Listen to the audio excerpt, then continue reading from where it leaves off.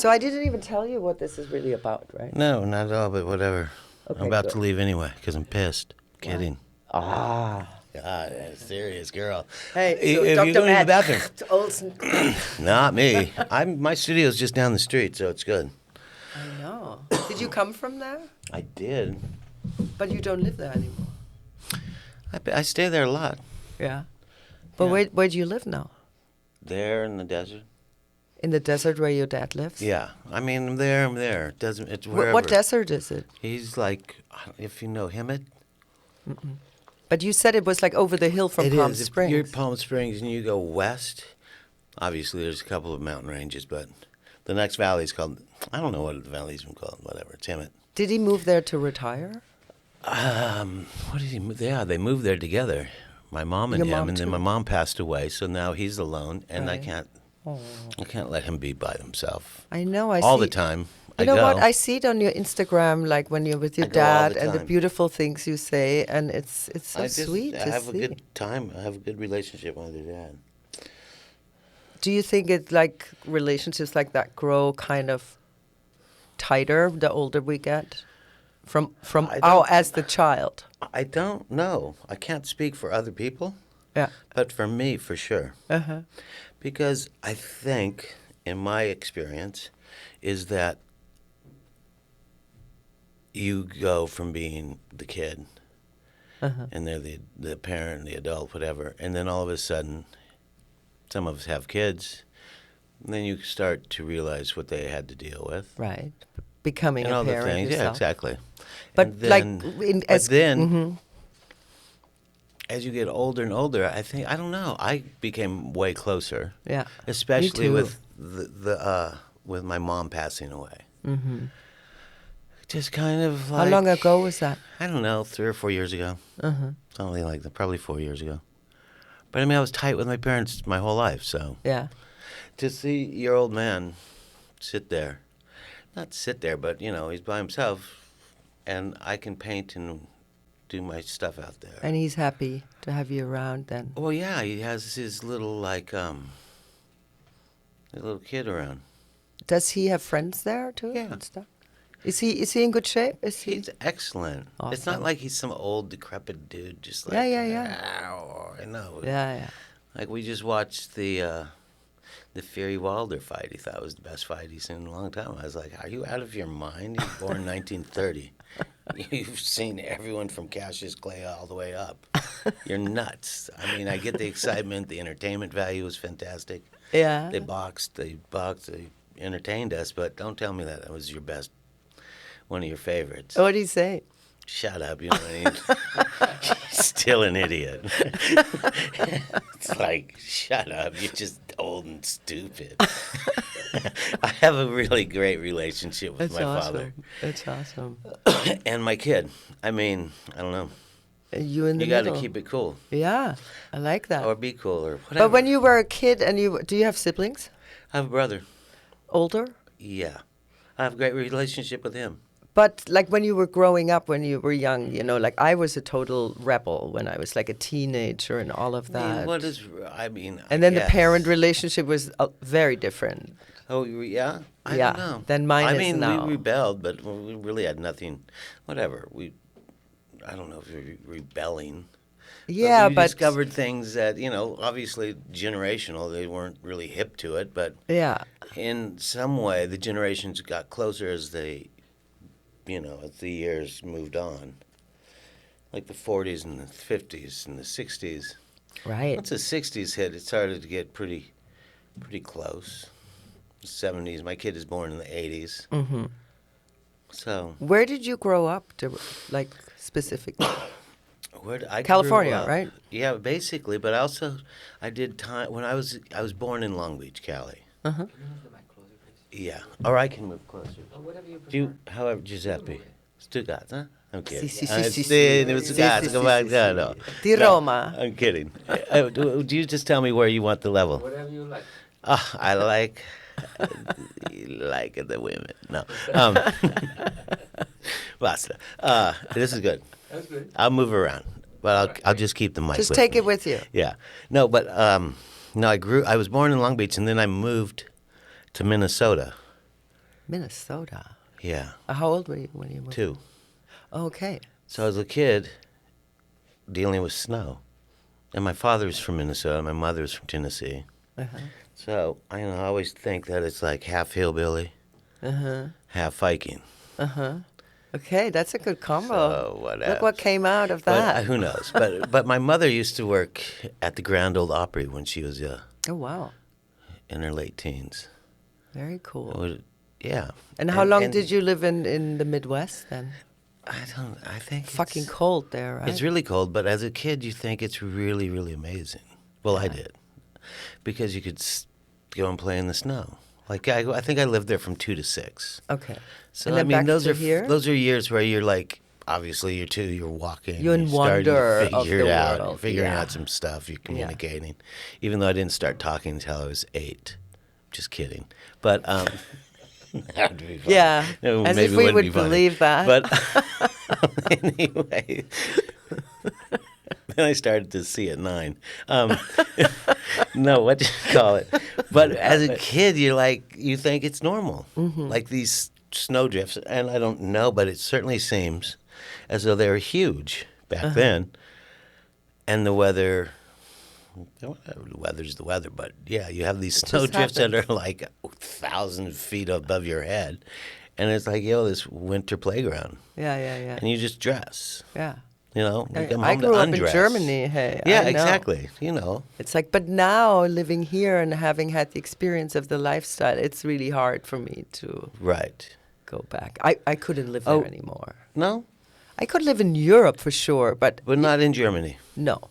I find it Where? so... What part of Germany? I'm not from gonna flip this- Stuttgart. Oh, I know Stuttgart. Yeah. Have It's you not been too- there? I've gone through. Okay. We didn't. I was like, let's stop, and they were like, Yeah. I was on some skateboard tour, and they're like, no, there's nothing in Stuttgart. I was like, we're going to Ulm. There's nothing in Ulm. Yeah. But I know Germany. I don't know why I know Germany. I know Germany pretty well. Really? I have one of my best friends is a German, so. Here or in Germany? Well, I met him here, but back and forth. Who is it? Maybe I know This him. guy, J.J. Straub, Jürgen Straub. I don't think you know him. Rings a bell, but what does he I don't do? know. He was an actor, and then he was a producer, No. blah, blah, blah. But he's one of my best. He's really a great guy. You still But I see would him? see him. Oh, yeah. I see him here. He moved back. But, yeah, I mean, I would go to, like, Würzburg. Pittsburgh. Bagestein. Bagestein. Yeah, that girl was That was going funny. crazy. That was we were so making fun of funny. the name. I was like, where are we? They're She like, was so upset. Sportestein. I was like, no, we're in Bagestein. But it was insane. The snow was so weird. Because Why? it was at the end of the season last year. Do you board? You board, right? Yeah, but I started skiing when I was a kid in Minnesota. Yeah. So I With surfed 3 and I years old, skateboard. you started skiing? Yeah, of course. Me too. I have a brother who's 4 years older. So let's say I'm 3. He's 7. Yeah. So it My took dad you is a long. jock. Like Okay. ski jumping, blah, blah, blah. Ice Nice. skating, hockey, everything, an athlete, whatever. Awesome. But yeah, so you have no choice and you're trying to keep up. But I was really into sledding. Sledding. Because it's right behind your house. Like Yeah. dress, go, Fast? sledding. Yeah, it was on. Are you a speed freak? No. No. I hate amphetamines. Yeah. Right. I'm just kidding. I mean, I do, but no, fast is fast, whatever. I'm talking about. I know what you mean. Um, Yeah, I don't mind going fast. Yeah. I'm kind Sometimes of. you got to go slow, though, to get with the I think. roll. Yeah, I think it depends. I skied first as a kid. Right. And then I was living in Switzerland with a boyfriend who worked for this company that was sponsoring snowboard teams and windsurfing teams. Oh, right. And they had the first pro In Switzerland? Yeah, Oh, and they okay. had the first pro windsurfing event on the St. Moritz Lake. Oh, right. And it was awesome. And I met this whole team. And funny enough, one of the girls was Angela, Claudia and Robbie's friend who Oh, lives right. in Maui. Yeah. I mean, that whole Robbie Nash. And when I saw her again in Malibu, like 30 years later, I'm like, I know you. Yeah, And then yeah. we figured it out. It was crazy. It's very cool. Anyhow, long story short, so this guy had like a voucher for a surf camp, Right. snowboard camp in the northern Italy. And he said, "Why don't you go?" And I'm like, "Hell's yeah!" And I went, and I was a beginner, Right. and all the others were, A little more advanced. a little better. But there was also like all the professional teams kind of training. Right. So my teacher would always say, "Would you take my beginner up in the lift?" And I was always with the cool snowboarders in the lift. Right, so I right. wanted to be good really fast. Right. So, you know? but I mean, I think whatever the progression in snowboarding, once you get past, yeah. you can progress. Yeah, pretty but I quickly. like that I properly learned it, because when I now go on the slopes and I see the people who are self-taught and they're just Just a fucking flailing. danger, you Yeah, know, of because course. you have to always look behind you before you kind of continue, Yeah. right? I mean, I started snowboarding in like 77, 78. Early on when it Yeah, long started, before, right? because I had friends, because I was I was also a skateboarder, and surfer, and skier. Were you a surfer first before a skater? I was a skier before anything, Right. like skiing. Because what I Because learned, is skied it in true? Minnesota, and then I skied in Washington, and we came down here Uh-huh. and moved back into the Long Beach area, whatever, and then surfing Uh-huh. and skateboarding.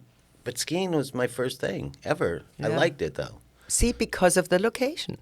So a Yeah, lot of factors location, play a role location, in location. how but we... the snowboarding, my good friend moved to Utah, and they were like, they were three brothers that were fantastic skateboarders. And it was good that one guy moved, because he probably would have smoked us, maybe. But whatever. But in respect Before to the him- competitive Well, in the kind of- competitive thing, it was just starting in this one area in like vertical skateboarding. But they were good skateboarders, so they hooked up with all the good skier kids. And then there was a snowboard guy who did winter sticks. And he made these like really advanced kind of plastic injected snowboards. Dimitri. So he was definitely European. Okay. I don't really remember him, but anyway, whatever. But we ripped. And I remember hiking. My brother lived up in Utah and was working at the ski shop. Kind of like Park Skiing. City, or... Solitude. Which is by Snowbird and Alta, I think. Right. Something like that. Whatever. I don't remember. But anyway, we'd hike. We hiked. And I remember we hiked for like, hours. And then the rundown was so quick. I mean, wickedly quick. I mean, it was up in the Wasatch Mountains, in between Snowbird and Alta, or Brighton, or whatever it was, either way. But destroyed these runs, and it was like, all right, that took us 10 minutes. So the payoff is cool and everything, but, let's just build a kicker. Like a giant kicker, because we were like, that's what, 17, 18, 16, whatever. And we were just getting crazy upside down off this kicker, like doing doubles. And Wow. because you're landing. I mean, I was a swimmer as well, and we were into diving and flipping. And yeah, I mean, I'm sure for sure, guaranteed, one of the first dudes to go upside down on a snowboard with my friends out there. But we weren't like, videotape wasn't happening. Yeah. No one was shooting 16 or Super But 8. snowboards were already like commercial to buy, Not or at you had all. to have a shaper or something? You weren't even allowed to go on the mountain with Oh, them. so you couldn't go in a lift, that's why No, you you hiked? had to do backcountry hiking. See, because when I was in Park City last, I couldn't go on Deer Mountain because there's They only skiing. Yeah, so I had to go to Wolf Mountain. Right. Yeah. Well, does the wolf get the deer? Whatever. It My was brother good. went up there and he said the snow wasn't so great at Deer, Yeah. but he said it was good maybe at Park City. Either one. It's too crowded. you Yeah? know. Yeah, it's a little too crowded. I went on a trip just at the end of January with a friend of mine for his 50th, where we went up to Golden, Canada, which is by Banff, but on this heli trip. Oh my God. Yeah, we got one day that was just so like alpine above tree line. Then it falls down, and Amazing. it was insane. That's better than hiking back up It for was- 2 hours. Yeah, but it was like a week before the OJ thing. Not the OJ, sorry. The Kobe thing, Oh, okay. the accident. I But- saw that on your Instagram that you were. Oh, you it were was with so what's his name? outstanding. Scott Scott Oster, yeah. Oster. He's married to Anna. Yeah. Yeah. Oh, I and know you that probably know- family. Yeah. yeah, you because probably they're know her German. mom. Yeah, I know her mom, Gisela. Gisela, I love Small Gisela. world. Yeah. right? And the funny thing, a But couple. yeah, of, he was like, "Do you want to go?" I was like, "Are you Hells serious? yeah. Of course." Yeah. It's funny because Gisela used to live here, and then a couple of years ago, I rented out my house to go to Europe, Oh, so right. I can, Yeah, you yeah. know, use the money for travel. You're It's right. perfect. And this girl comes by to look at the house, and I'm like, "You look familiar." And she's like, "Yeah, the house for my mom." So Gisela rented my house for a month. It was when their last kid was born. Oh, right. Yeah, small world, huh? Yeah. I'm trying to think of the kid's name. We used to do Zephyr. helicopter back in Switzerland because Oh, right. there was one mountain called La Galp outside of Pontresina, St. Moritz, Right. and they had a club, you know, where you had to do it like 10 times the whole run. It's like only one gondola and one huge long run. Right, right.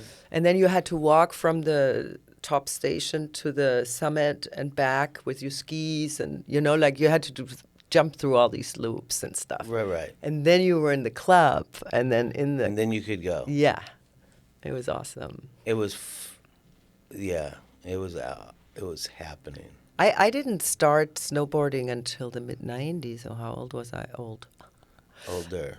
Older, but then you know I learned it, and I just started practicing. And then the best thing when I got it, when I said this is why I'm snowboarding, is in powder. There's nothing yeah. like snowboarding in powder. I do not like skiing in powder. No? This is a whole I love different skiing, thing. though. Really? Yeah, absolutely. And I have skis. No, I love skiing, Yeah, yeah, but on yeah. the slopes. But yeah, riding powder on a snowboard is awesome. yeah. But I remember that we rode in Utah back in the late 70s. And then I saw these other skateboarder cats like Sims and Yeah. Barfoot and Burton and all these guys. It's just like, whatever. It's cool. Like, let's go. I'll get down. Then all of a sudden they started to develop the edges because these ones didn't have edges back then. And then I saw this friend of mine, I think maybe, whatever, in the mid-'80s. And I was like, what are you doing, Bert? And he was like this younger skateboarder kid, and he was like a champion. He's like, oh. In your time, or And, yeah, within the 80s, early 80s. Anyway, I saw him, and he was like, I was like, what are you doing? And he was like, oh, I'm a snowboard champion. I was like, No way. are you kidding me? He's like, yeah. And these guys don't know how to compete. And his Wow. name was Bert Lamar. And I was like, oh, let's go. I did it back, blah, blah, blah. And I went, and it's like with the edges and hard packed, whatever. It was not easy. And by the end of the day, I was kind of figuring it out. And I was like, that's not going to happen. I'm not going to be like some goon on a snowboard. So I rolled to Aspen, I think, and then went to like Buttermilk and Highlands and the other one, Snowmass. I For like like 2 Snowmass. weeks and figured it out quickly. Like within a couple of days, figured out, okay, this is how you stop. This is your heel, your toes, blah, blah, blah. And then the Front progression turn, goes. back turn. All of it. And then the dance. You know what I still don't get, or where I still have problems when you have in a skiing environment and a really long straight run at the end. You know, with skis, no problem, but with the board, I'm always like, oh, you know, like, am I gonna go over? Right. Or, On our first day up there in Canada on the snowboarding, I mean, in the helicopter trip, it's like, the snow it had been really cold, like in the negative minus 20s or Yeah, it something. gets fucking But it had cold, also rained, so the humidity had been sucked out of the snow, so it was just like light, powdery champagne. nice, Oh, it was sparkly. so good. But at the same time, you can just slam and you don't get hurt. Is it dangerous in terms of avalanches? there? I think so. They certainly make you think about that when they're prepping you about, like, you know, the beacons and Do you get like a thing? you get everything. that Yeah, thing for with the, sure. yeah. You have the poker, Yeah. the probe. Yeah, Yeah. all of it. I mean, it's cool and it makes sense. But when they're telling you, you're just thinking, oh, there's a possibility we're dying today. Seriously. Oh, yeah, absolutely. I said, is there a possibility we're going to make a run today, or probably going to hit an avalanche and we're all going to get buried and we'll find a couple of us and a couple won't make it? I mean, obviously, sarcastically, but yeah, I went last year too, and it was like, yeah, it's a serious thing. Yeah. And I don't blame them. They make it so you actually paid. Well, I paid attention. And also the helicopter, I was like, yo, this is cool, but it's kind of sketchy with how Yeah. in the mountain ranges, the weather conditions Yeah. just flip quickly in the Yeah. wind, and they I get wouldn't sucked go on a in. helicopter in bad weather Oh, ever. these guys were really good about it. Both of these, Safety first, kind of. just like, yo, And they're locals. They today, know. if we don't go today, Yeah. at least we have tomorrow. If we go Yeah. today and all of a sudden something, Yeah, we whatever. I don't mean, I have get it, but tomorrow. Yeah. they were done. It was such an insane trip because the second day, oh, I was getting to the point of the first day we were going in some skis because it was a little bit socked in with the visibility not being so much, and I was just rolling if I had to get to a turn, and I wouldn't punch it. I would just like let it slam. By the end, I was so tired from getting up because it was up to your waist, and so to get up without ski poles or anything, you work so hard to get up. Yeah. Well, I did. I mean, I'm almost Any- 60, but it was like But at one anybody point, the would. dude, the guide in the back who kind of follows, just make sure everyone's cool. He was like, "You want my poles?" I was like, "I want a blanket and a pillow. I'm exhausted, dude." He's like, "I see, but would you quit just letting yourself slam?" I was like, "But slam. I don't care. It's like such a beautiful, easy way to." And he's like, "Well," and I was like, "Just make that X. Let me use your poles to get up."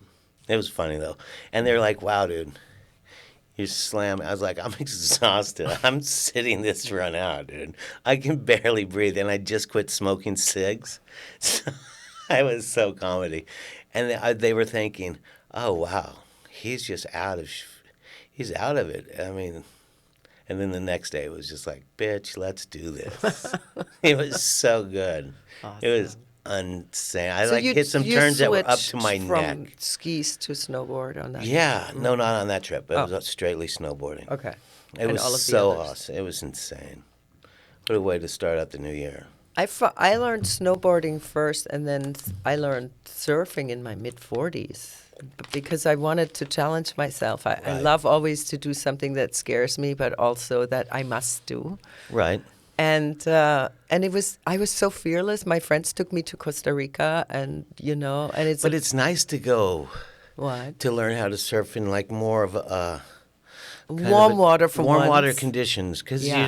you're free and you're Yeah. paddling and you're not like confined to the wetsuit. Not that the wetsuit's bad. No, but the thing I didn't know is the difference between a beach break and a point break, and it was a beach break because you Oh, right. talking about working hard, Well, yeah, the paddling poles out and is stuff. yeah. Paddling out. So my friend, whose husband is Charlie Reimers, is an awesome surfer. His mom is in the Surfers Hall of Fame, Right, and, right. from Santa Cruz and stuff. Shout out to Charlie, like he's awesome.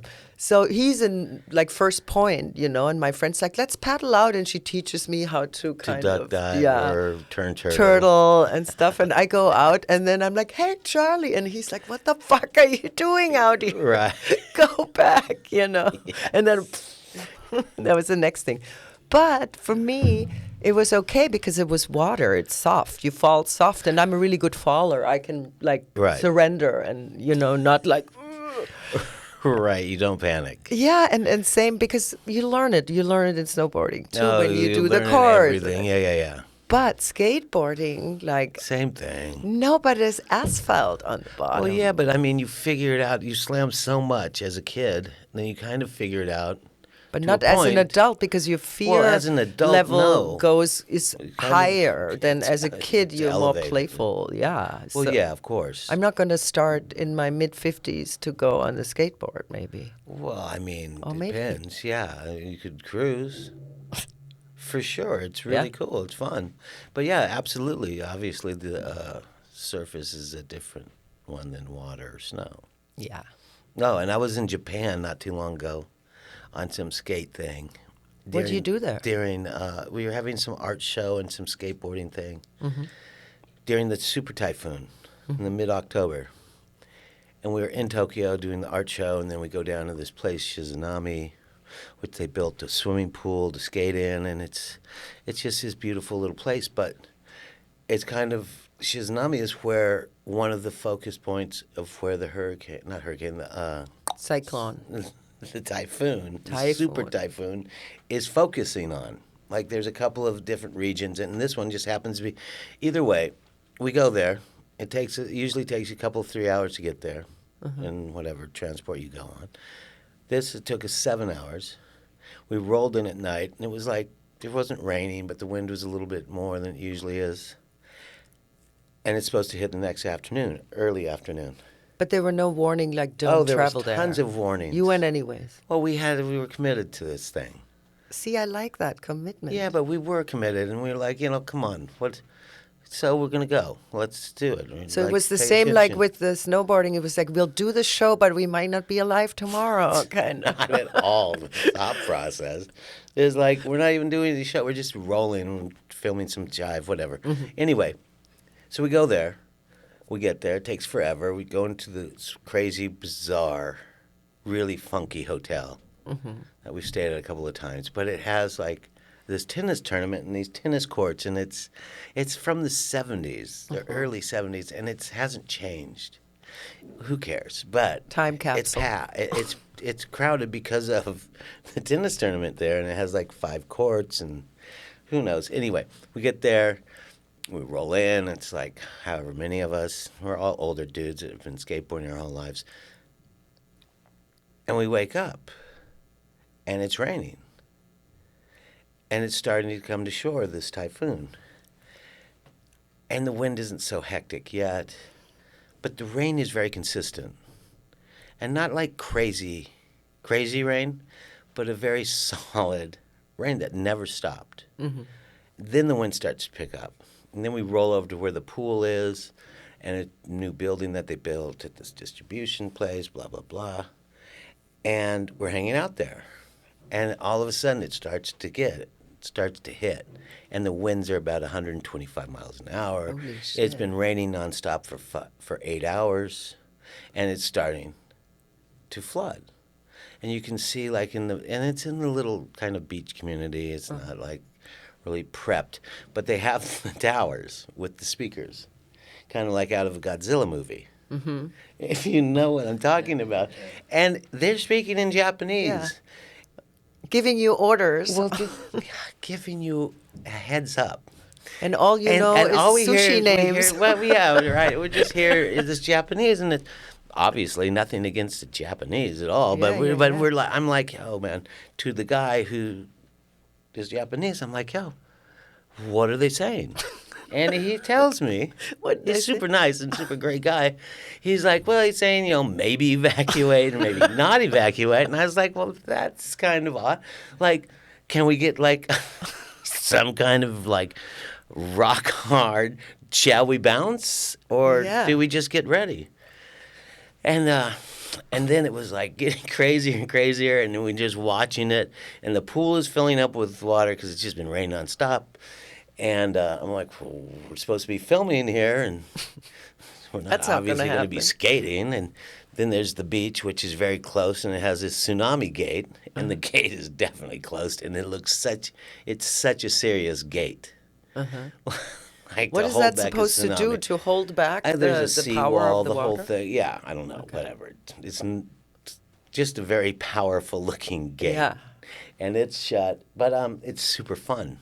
Not super fun, but it's exciting.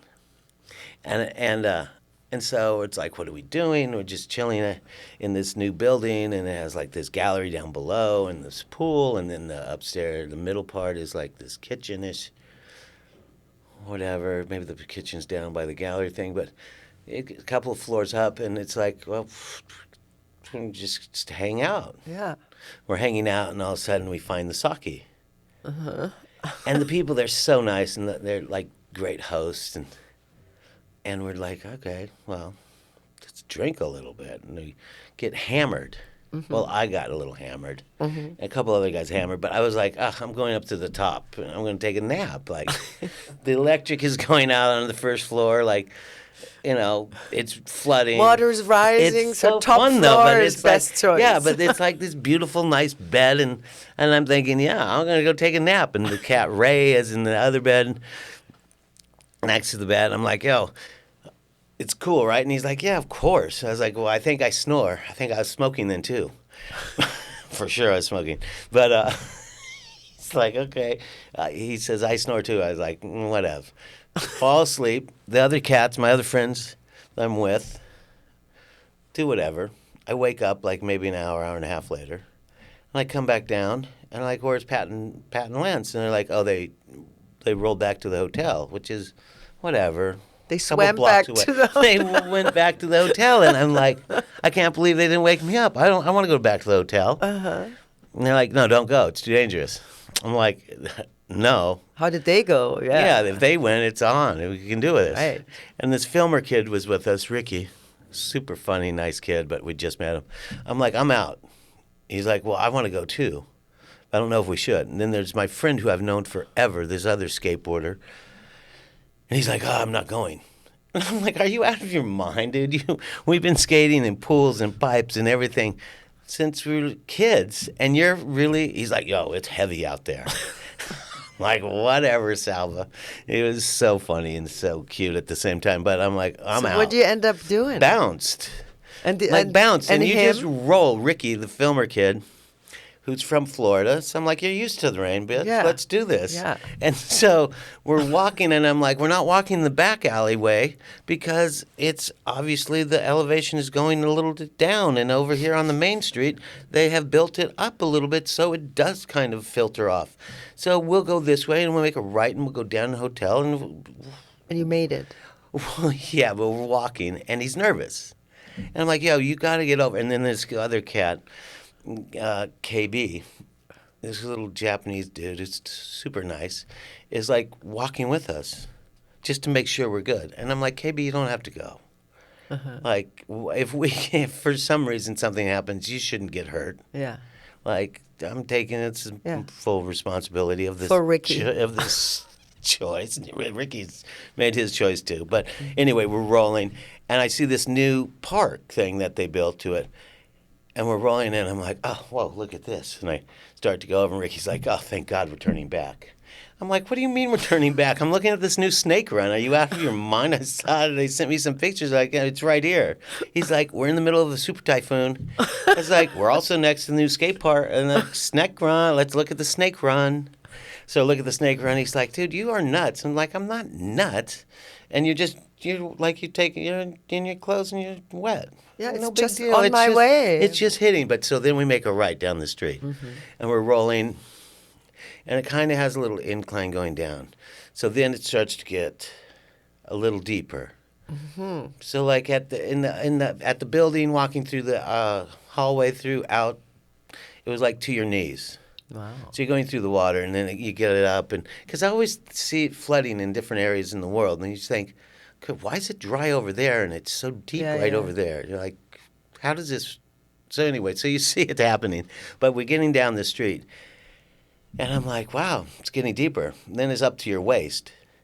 Wow. And you get to this intersection, and it's like, probably waist, maybe chest high. It's swimming. No, you're just walking at a strong march. and he's like, yo, dude, this is insane. And I'm like, we can see the hotel. We got so this. The houses. He's like, what if the lines go down? Yeah. And now you can just hear on the towers, going down. And I'm like, KB, what are they saying? What are they saying right now? He's like, don't worry, Olson. They say nothing. Say maybe evacuate, maybe not. I was like, tell them to make up their minds, man. Let's get out of here. Let's just get to the hotel. I have a cool book there. It's cool. The power's on there still. And Ricky's like, yo, man, what if the telephone line comes down or the power line? I was like, well, bail out of the water, bitch. Get on to wherever we can get to the dry. We can, let's keep our eyes open. Anyway, we made it, and it was so fun. And he was such a nice kid. What ended up happening? Thank you so much for making me go. I was like, I never made you do anything. I just said I'm going. If you want to roll, let's roll. And then little KB, finally I convinced him, just go back, dude. Uh-huh. Or you can see the hotel. It's on. We make it. And then, so fun. and then that's what I was getting at. All of this for this stupid little part of the story. So the next day, we wake up. I wake up at 4, and you go outside, and it's windy, but you can see the stars. So the rain is gone. So the storm is basically gone. The storm has been dumped on you guys. Dumped all for the night. last 24 hours. And there's been some deaths around Japan, which was sad. And you could see how it hurt older people and blah, blah, blah. And, so then 6 o'clock, you're up, you're on a weird time schedule. Go to the beach, and it is firing. The waves are happening. Of course, it's because glassy. It's a little offshore, and it's hot. It's like 82. And you feel the water. I'm like, oh my God, we can trunk it. where are the boards? The boards are back at the shop down the street. I go back. I get the boards, go out, have the best, funnest session with all these kids out there surfing. They're super nice.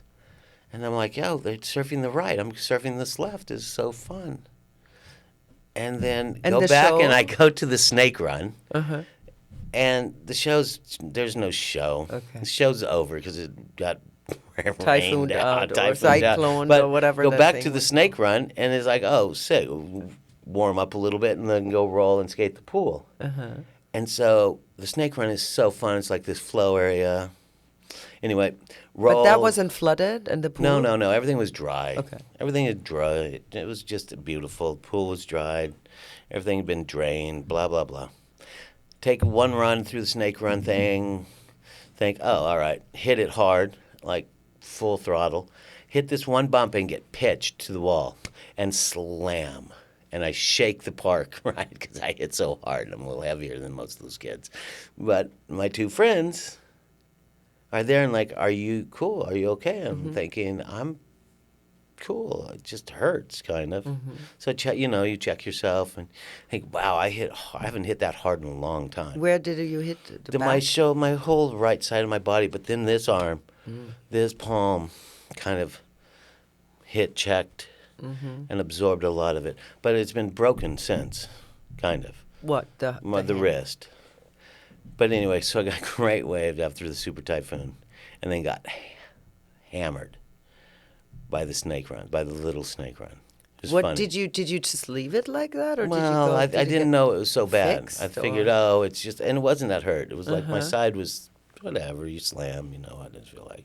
Wait, and And now I'd it's still broken my broken? wrist sometimes. It's still well, broken, I don't you think say? it's broken. Probably had fractures in a But you couple didn't places. have it treated. I didn't go and have it looked at. I didn't know at first. I just thought, I slammed hard, and I checked it, and I was like, so I But bruised everything's my palm. fine. You I can mean, still yeah, do Dr. your Matt has flamenco hit me some- dancing and everything. Yeah, a little rumba, a little samba, a little cha-cha. That's funny. So that was But anyway, that was Japan. That was Japan. It was fun. Wow, and a lot of people go skiing to Japan now. Oh, yeah. it's been happening over But there. apparently this year it wasn't good for snow. A Oh, friend of no. mine just Last came year back it was- before the Oscars, and he said, I went all the way from New York to Japan for skiing, And and, nothing. there's no snow. Yeah. Yeah, how unfortunate is that? Yeah, I should have checked before, maybe. Maybe. Well, I was going to go Should have had last a year. shorter ride. Yeah, I was going to go We've last gone year. to Zermatt or to Pakistan. Pakistan was hot. That snow was so bizarre, though, and the visibility. There's like absolutely no way you're driving anything. But when you got into like the mid region, and it opened up, and you couldn't see in front of you like a foot in Pakistan. But then in the midst, you would get to the mid level, and there would be some trees, and all of a sudden it was a little bit more visibility. But it was thick snow, and it, like powder, like up to your like knees, but this weird crust, like water crust. It was bizarre, but it was totally great. Awesome. Yeah, whatever. But when you do, you travel a lot lately, right? I have been, yeah. So This is year, I that think all I need to skating related events I think it's and like stuff? both, or- all of it, surfing Art? and skating and art and snowboarding. But it's nice that it gets combined, no? Yeah, Because of you just said course. Japan was an art skate show. Was Yeah, that yeah. for your art as well? Yeah, all of like a couple of us that do art and skate for our whole lives, whatever. Yeah. So it's like works it out. So you skated first before you surfed. I really was more of a surfer than a skateboarder. Because For sure. today I was looking, because all of my guests, are in kind of paths on life that I know a lot about, like filmmaking and music and Right, stuff. right. And then today I was like, shit, I don't know shit about skating. That's all right. So, but I wanted to talk to you and find out even better, like life Wikipedia. It's way better to talk to the person. But than the only thing to I believe the yeah. But the what I stuff on the heard internet is because I watch all the surf movies and busting down the doors and all of Yeah, that yeah, yeah. because I love it, and I wanted to see. I always like to inquire Right. about the history and the origins and all of that. And Yeah, they said like skateboarding was like started in the 40s, 50s, late 40s, 50s, when the surfers, when the water was flat and they couldn't go out in the But I water. think that was more like in the 60s. 60s Either way, or whatever. 50s but yeah. or something. It was like called Late 50s, sidewalk sidewalk surfing. Is that true? Yeah, but they also were doing it in like urban places where they had kick scooters and then the little handles flew off, so then they were just riding. So it was an the board with the evolution wheel. of all the- of it. But I mean, I think that truly the surfers in the 60s were kind of, when Yeah. the waves were flat, would skateboard. And then some of them, everyone could Here surf in and California, skateboard. or Yeah, more all over the like place. all over where surfers But were, more, right? more surfers, and I think, I don't know, I don't want to say Cali only because it's not true, but Yeah, predominantly in Cali because it's weather. yeah. But skateboard companies were here, blah, blah, blah. But then the 70s hit huge. Well, and it was skateboard everywhere. companies didn't even exist then. There were a couple. When did they come up? Like in the 60s? Yeah. There were a couple of skate companies that were making. But it was more like a bikes. playground, It like was to more go. like a hula hoop. Yeah, but wasn't it like, I mean, the Gimmicky. competitive, every sport like snowboarding was long time not a discipline even at the Olympics or whatever, or competitions. So Right. neither was skateboarding, it was a bit more Skateboarding playful. is just going into the Olympics this year. Is it? 2020, yeah. Wow. And snowboarding went in already. Yeah. And surfing, I think, is going in as well this year. Whatevs. But I That's all think right. it's more But of the a Olympics lifestyle really than a doesn't have any- sport, you it's know? kind of lost its flair to me. Yeah. The Olympics, I mean, I love the Olympics and competition, but Yeah. when it started to obviously get a little bit odd with the dream team, and we are going to be able to capitalize now, and when it used to be kind of like the stepping stone into professional sports, which had a little bit more, I don't know, whatever it is. But it's like, oh yeah, here's all these superstar basketball players that are. But that happens, I find, with every With like everything, yeah, I competitive get it, but it sport still because doesn't make there's it money right. in it. Like Of people course. always kind of try to But I mean, capitalize it was on cool it. to see like the amateurs in the Olympics, Yeah. and then see how they progressed into professional sports. Yeah, that was Ish. the origin, kind It of. was the yeah. origins. And the intention of Yeah, it. whatever. It's what it is. Yeah. It makes perfect sense. But that's like Doesn't everything. mean you have to accept it and like it. Exactly. Everything around us is like changed and evolved into that because we're ruled by greed and power, you know? It's like, You think? sorry to bring in the downer here, Well, but no, it's not a downer. It's just it's not, it's a just realistic reality. view. Yeah. It's an observation of the truth. yeah. It's not so harsh. But also in kind of your generation of the skaters, all of you kind of diversified a little bit, right? There were like the ones who couldn't give a fuck about the whole commercial skate scene, and others were like deeply into it, right? Some were into it and some weren't. Some got chucked in, they got thrown into it, and then just accepted it. Some got thrown into it and then realized, oh, this isn't so great. And then it just became a little bit more and more and more and more. to now. What was your role then in it? I mean, I was super. You were I was doing super Santa Cruz hyped. boards, right? Yeah, I Or- was super excited about being sponsored. I was so proud. Of course. And like, and not in a, I don't want to say an egotistical way because it wasn't like, oh yeah, I'm better than you. But It recognition. was more like, wow, I'm fucking free gear. I remember, yeah, I was like, Course. oh, whoa, I'm getting free stuff. This is really awesome. And then all of a sudden, no, all of a sudden, then it's like, oh, all right, oh, we can compete because I played all sorts of sports and like some other cats did. But I was like, let's go. And then it kind of went that way. It was already there. It was fun. Disciplines were like slalom and freestyle. Freestyle kind of ice skating, and slalom was definitely more ski, Yeah. alpine stuff, and downhill, blah, blah, blah. But there wasn't any really thing for like surf skating or Yeah. parks or pools and all that. And then it happened, and we were just happened to be at the right place at the right So time. you basically- and we could jam. You're basically in the point. first, second generation of skaters. I would think that we're in the generations though is very. Or in the when it became It's like close. a It became competitive kind of thing. competitive for pool skating and vertical stuff when we were there. Yeah, and then And before it was it was there, and all sorts of guys were. There were a lot of guys all over the world that were good.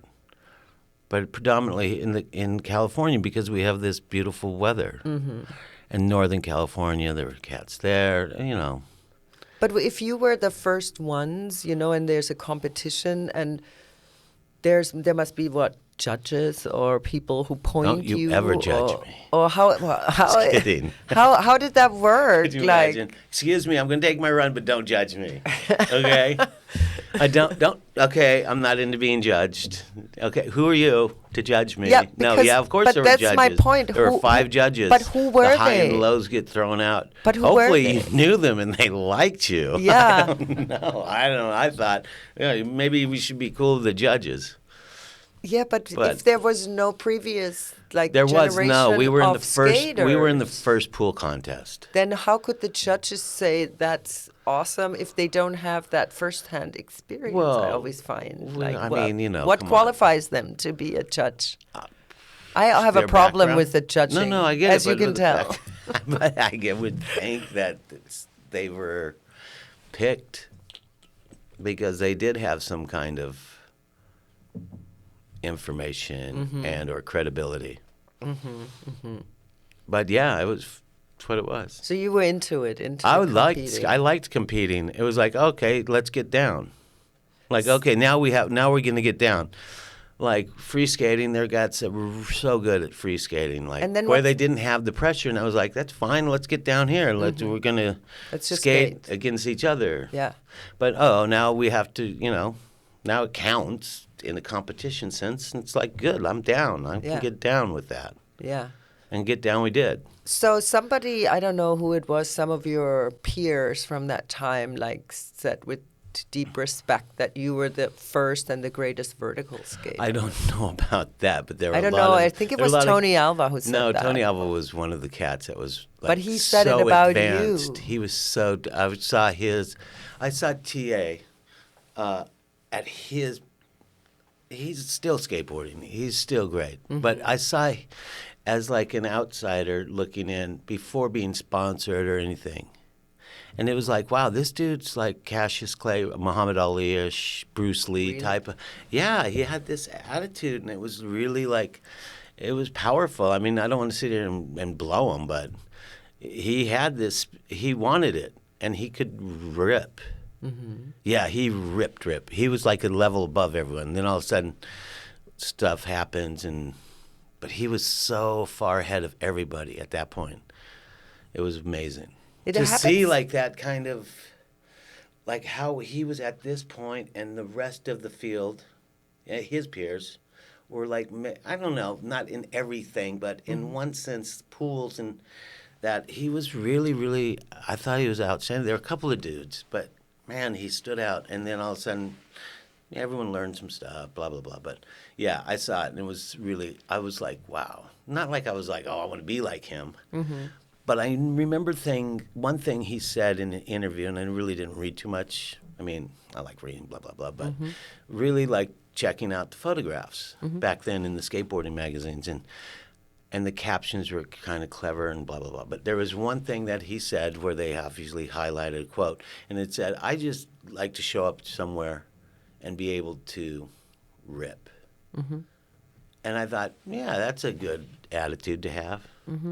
And so that is for sure part of that. part he of was something setting I himself apart was totally so much? influenced by that cat. You think like it's like when you're free of all the mental shit, like that you're get into a flow kind of I in don't know, the you just zone. show up and you're like, yo, it's not to be like I'm better than you. But No, yeah, here's that's- what I got. Yeah. And I'm going to give you everything I got.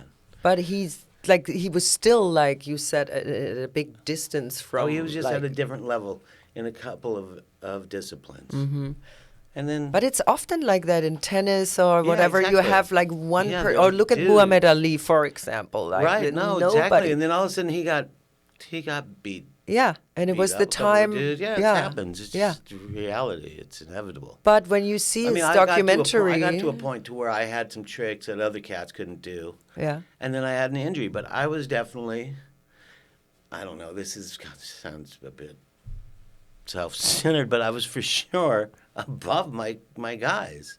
Yeah. I was in it, and I had tricks that they couldn't do. What does it mean, your guys, a team or Well, no, just the your guys peers? you're skating is your peers, With, yeah. yeah. But it was fun. Yeah. Then I got hurt, and then skateboarding died, and it was like, all right, now what are you going to do with your life? And what did you? I went and became a commodity broker, but I also played rock and roll, punk rock stuff. Did too. you? Yeah, but I got a job. I was as going to a ask you broker. if you ever had a band, because you Yeah, I strike had good me bands. as because I had one fun time bands. I like we were out bands. in Malibu and you picked up a guitar and made up a song on the fly. I remember know that. It about was like that. some late hour. You probably had a little bit But drunk. it was hilarious, and then No, I I'm wonder. Sure, yeah. No, but I also liked within skateboarding that whole the new music movement back then, Yeah. which was kind of new wave and punk rock and just a little faster, hopped up rock and roll. Yeah, Yeah, and it was sweet. Mike closer. Sorry. Thanks, producer. Thanks, Giuseppe. Giuseppe. Yeah, I always Anyway, feel yeah. like there's a certain vibe to certain sports. I mean, I wouldn't think But, that the like punk a rock and fencer the new would be wave the thing, punk it rocker was like or if something. we heard it. And I had an older brother who was a glam dude. He was a glam dude? He loved like Bowie, and he loved T-Rex and Iggy and Mott the Hoople and Slate and Sweet, whatever, blah blah blah. Silverchair, Michael Lou DeBar. Reed. Oh, I love Michael. He's such a good friend. I love him too. Yeah, he is I'm so gonna hot. I'm I gonna had no ask idea him to who be on Michael my was. podcast. Oh, He's he is awesome. He is awesome. Yes, I love him. Yes. What about Miss P? The Marquis. I don't know her. Oh, you should Yeah, she would maybe. be great. She's excellent. Yeah. Her story is fantastic. Shout out to Michael DeBar, I love Michael. MDB. Yeah, I was just going to get there. MDB. Hello. He called. I called him up. I saw something. I was like, Michael, we need to just hang out. Blah blah blah. He hit me back. Hello, Steve. It's MDB here. And I just think you are so regal. Get off my phone. He's awesome. He's so great. I know. Anyway, but yeah, but we brought in this whole punk rock thing, kind of, and I really liked the whole. Back then, it was such an art trip with the punk rock, and it was before hardcore and all that, which is great. It's all its own thing, but. This down in Long Beach, or This is all over. I mean, I had sponsors in Santa Cruz, and my other sponsors were this other company up in San Francisco, and I just liked the fashion, and I liked the art, and everything was new, and it was exciting. I was 17. You're just like, oh, this is our music. It had already been happening in New York and London. And But it happened kind of and all LA as over well, the but- world. But then again, But we brought it to this other whole cult of yeah, crazies. well, there's a lot of punk rock bands coming out of like this, even like Orange County and all. Yeah, I mean, it that, got like wild. the I mean, but at Germs and the all of beginning, that. they were like so not into it in my skateboarding world. Mm-hmm. I received some award called Skateboarder of the Year, and I Mm-hmm. remember I had these leather trousers, and I was totally into the fashion part of it. She cut my hair. what fashion was that? Punk rock or Punk was rock, it yes. new wave? No, it Because was that's both. two things, you know. Yeah, well, both. And ska Combination, and yeah, you know. and I was into Combination ska of all of too. it. I liked rockabilly. Yeah. Blah blah blah. But I remember I got an award, Uh-huh. and I didn't know that I was going to get it. I was like a little bit trashed, whatever. But they're like speech, and it was just like, yeah, fuck this, it's a joke, right? And spit at the camera and flick boogers at them. And they were like, oh, this is our top guy, the readers' poll, the skater of the year, and this guy's a terrible representation of the sport. It's like, no, man, we actually skateboard really pretty good, and Yeah. we're And- just feeling it. We're into this whole new scene that's going on. Yeah. And I'm being And authentic. then they were like, they're not good for the sport. And it was Tony Alva got second, and I got first, and he threw his trophy in the trash, and he loved the music too, and blah blah blah. So they even wrote some cats were like, yeah, it's not such a great look, these guys, and they're rebelling against the whole industry and blah blah. But the kids were like, we love these dudes even more. Yeah. Yeah, it was Because so it gave funny. them the permission to also be go like, I can themselves. be It wasn't myself. like Exactly. just be punk rocker and new Exactly. wave cat. It was just like do what you And do not what you harming dig. anybody or Dude, damaging I danced funk and yeah. I danced like Yeah. popping and locking when I was younger. I love funk. I love Yeah. disco was fun. Super fun. Way more chicks at disco. What was the? I was into punk rock too, but probably different punk rock than because I grew up in Germany. So our punk rock was Nina Hagen. Yeah, but and- Nina Hagen was Was awesome. was amazing. Right? That was like Yeah. changed my life when I saw her concert. Yeah, I but was Nina 15 Hagen or was something. fantastic. Right? Totally. I What was her know. song that was so good?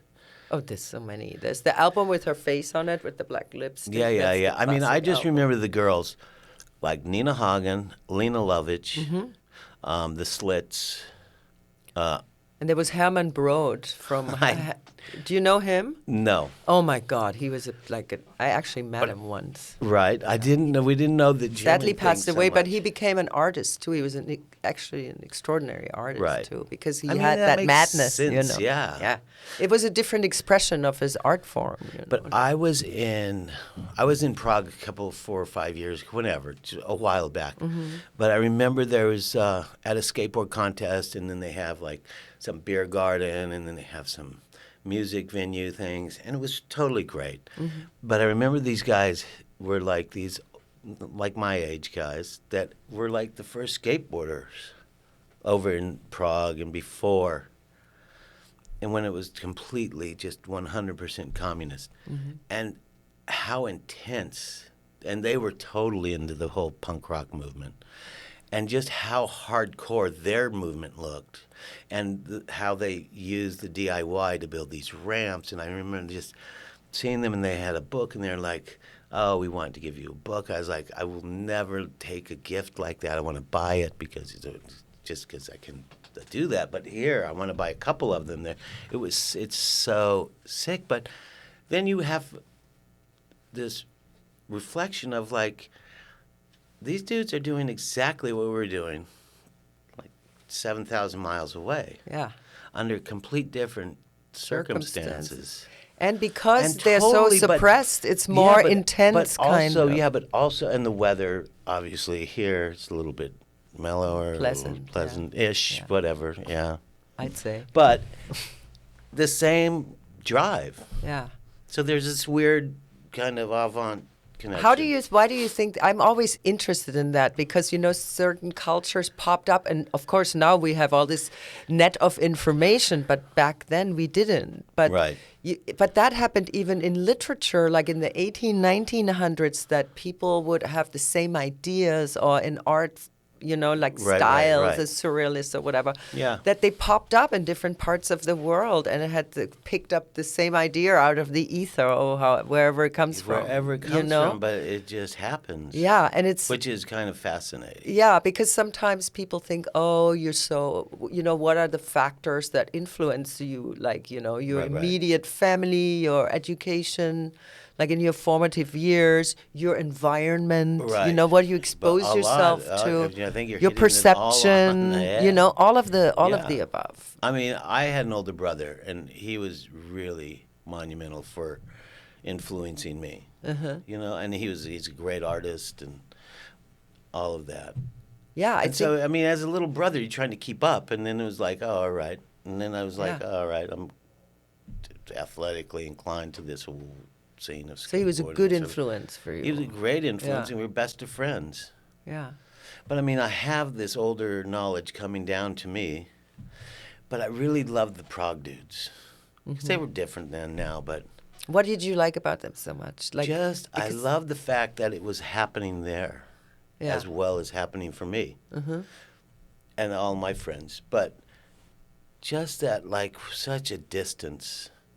And I don't think they weren't getting skateboarder magazines. They weren't being influenced. It was just happening to trickle over there, not from us. And we had no idea it was happening there. I would have gone in a heartbeat. When was that? It's like in the late 70s, early 80s. So it was really But that they had no information. But at the like- same time, they have on whatever. They have on a leather jacket, but they look like they have to have that leather jacket because it's freezing. It's like a complete different reason for the clothing. Same with New York. So they But invited I mean, also at you the guys. same Wait, time- how did no, you? I just got there. In- I don't know. They asked me to come. Yeah. But anyway, that's besides the point. But the it's- best was the DIY ramps. I was so into it. It was so amazing. I wish I could try to describe it, but it would do it no justice. Like these Because they were crazy so awesome? posts that were to build the actual foundation for the support of the wood that would go on it, and it was just a U, and it was so amazing the way they did it, but kind of functional, but at the same time it looked so great to me. But whatever. And then did you have a good exchange with these No, guys? I loved it. They were like so excited to like meet this guy that they would see somewhere right. in the skateboard magazines back then. As kids, you kind of look at dudes, whatever. But I was as excited as they were to meet me. I was so floored to meet them because of this. Because you're interested in other So cultures interested, and so how way down. I of was just thinking. like, and wow, all these that. dudes are doing the exact same thing as we were doing 40 years ago. Did they or speak whatever good it was. English? They spoke much better English than I did Czech. For sure. They helps. were totally nice. They were amazing. Yeah, it's a beer. It's like, give me a beer. So you traveled already when you were young, pretty much. Yeah, but we didn't travel so much. We traveled way more now. Yeah. I mean, a little bit. I was lucky that my parents were big travelers, so I traveled from when I couldn't walk already. Yeah, my That mom in was a my stewardess. first place. So we Was get she? to fly. Pan Am? American, American. just to say. But my father was a fighter pilot. Okay. And they met on a commercial flight as he was transporting back to. How interesting. Yeah, no, they had a beautiful relationship. They met in the air. Yeah. 10,000 Club. Maybe a little more than knows? 10,000. Who knows? Club. And then I there don't was know. Steve. Oh, no, that was your brother There's first. Bucky. Bucky. But yeah. Bucky Anyway, it is was your funny. brother. That's funny. But okay. You also, I also got the news when Jay Adams passed away, which was pretty sad. That was sad. Because he was so young and he was just kind of out of his kind of worst phase, I would say, probably, or Well, I mean, more or less. But he was on a good path of giving back and helping, and I saw that he had all these programs with kids and stuff, and then boom, he had a heart attack. yeah, something went down. I don't know exactly. Something cardiac. Were Right. you guys I tight? love Jay, yeah. Yeah. It Yeah, sounded but see, like I met it Jay when you from were. surfing before skateboarding. But he was a little younger than you, right? He's maybe a little. Couple years. He's the same age. Okay. But he I was met him badass, surfing. right? Oh, he was wicked. Yeah. But he was also just a wicked human being. That's what when I mean. say The wicked, whole it's thing, just a the whole great- package. Yeah, and he was wild, and he's like such a unique person. But Super nice, but but then also he had went this a little bit craziness over that- the edge, right? Like in terms of. Yeah, but I mean, I don't know if I would say it went over the edge. He just took it. Yeah. Why I'm saying he took it to this- as max as you could get. Why I'm saying this is like I always sometimes ask myself, what are the circumstances, why we make the choices we make or how we get into things. And I find then when you really do your research or even with yourself, like something happened in your upbringing or, with like abandonment or with abuse or whatever it is, Right. that kind of has definitely an impact on sometimes on I those would choices. think it definitely affects your decision-making process. Yeah. I guess. I would But think. I think more subconsciously because, I mean, it's not that you do want to harm yourself, but on purpose. But it's something. Well, I mean, I don't know. I think, like, speaking of that, it's just like, okay, do I take drugs or do I not take drugs? And if I'm taking drugs, how much drugs do I take? Yeah. And, okay, so now I'm not taking the drugs are taking me. Yeah, because you have no control. Not I'm on Jay, but I'm just talking in general, yeah. Yeah, that's And what Jay I was like, he's so fun. Yeah. I love the guy. Was always happy, and we always had a blast. But I met him surfing before when we were like 12 or something, and he was a good surfer. He's a great surfer. Yeah. And then I saw him later, and he was like, oh, yeah, da-da-da. He had so much energy. Yeah, he was fucking great. I saw something online, I don't know what it was, where you were doing something with kids. Or was it more with art, with painting, that you kind of did a program or something? I think with I've kids? definitely painted with kids more You than I painted skated with with kids. kids. How But I come? would go and skate with kids in a heartbeat. What do you mean? How come? How That come I haven't that you skated with painted kids? more with kids than skated? Well, I went and did some art. What do they call it? Like a camp Not a or? camp. I can't. Well, I'm with the drawing a kids. blank. A residency. Sorry. Okay, you did I an did a art residency down in Louisiana, and they said, "Will you go and talk Uh-huh. to these two kids?" And I was like, "Yeah, I will be more than happy to." But like, who wants to listen to some older guy talk? I make art and skateboarding. Yeah. I was like, "Yeah, sure, I'll go do it." What And was then I the said that residency? Was it the like, residency was in this place in Louisiana, in Shreveport.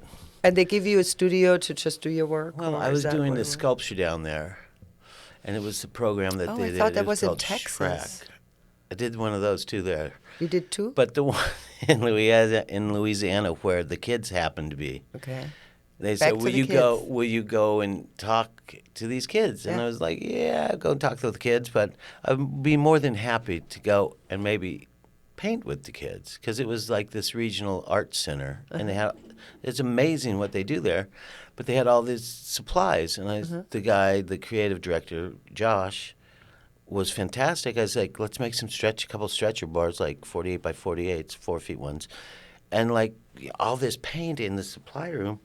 Can we use it?" And he's like, "Of course, you can use whatever you want." And I was like, "Oh, then let's go and just paint with these kids." And he's like, "Well, what do you mean by paint?" I was like, "Look, we're just going to go and wing it." Yeah, play. Yeah, and I went to this one. I went to a junior college thing. And I talked to them for a second. I was like, "Look at this is lame. I'm not here to tell you, oh, aren't I great?" Like, it's so annoying. Like, okay, whatever, mister. Maybe go smoke a cigarette and we're going to go back to class. But I went there and I was like, "Look at you guys, what do you want to talk about?" Anyway, Yeah. so I was like, "That's stupid." I didn't find that interesting. But they were at all. game that for But the kids painting. were dope. The kids were young, like 6 to 12. And it was like at the Cedar Crest new library that was built, and it was nice, but it was kind of in like a lower income kind of area. And you don't know. But the dude I'm working with, Josh, had tattoos and a beard. And there's a show on TV, Giuseppe, I don't know if you know it, but where these rednecks. Josh isn't a redneck, but what maybe. But anyway, but with tattoos and his like, I can't think of the name of the show, but it's intimidating looking and kind of crazy looking. Like, oh, here comes these dudes. Here's this guy with crazy, weird, sticking hair out of every which way, and the hillbilly. And they're coming in, and super nice guy. He's the creative director of the Regional Art Center. He's great, but a little bit maybe weird looking. I don't want to say weird. Duck Dynasty is the name of the show. Oh, Sorry, God. those Oh, guys. Sorry, that kind. I knew it was coming. Oh, my God. Yeah, but they were like they were super nice. Either way, so we get there, and I'm like, "Yo, go into the center.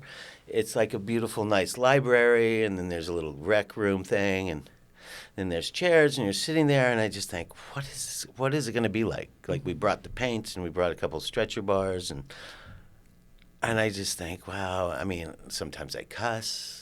I don't want to cuss around the kids. It's not really cool. And sometimes I get too excited about it, and some slip out, blah, blah, blah, whatever.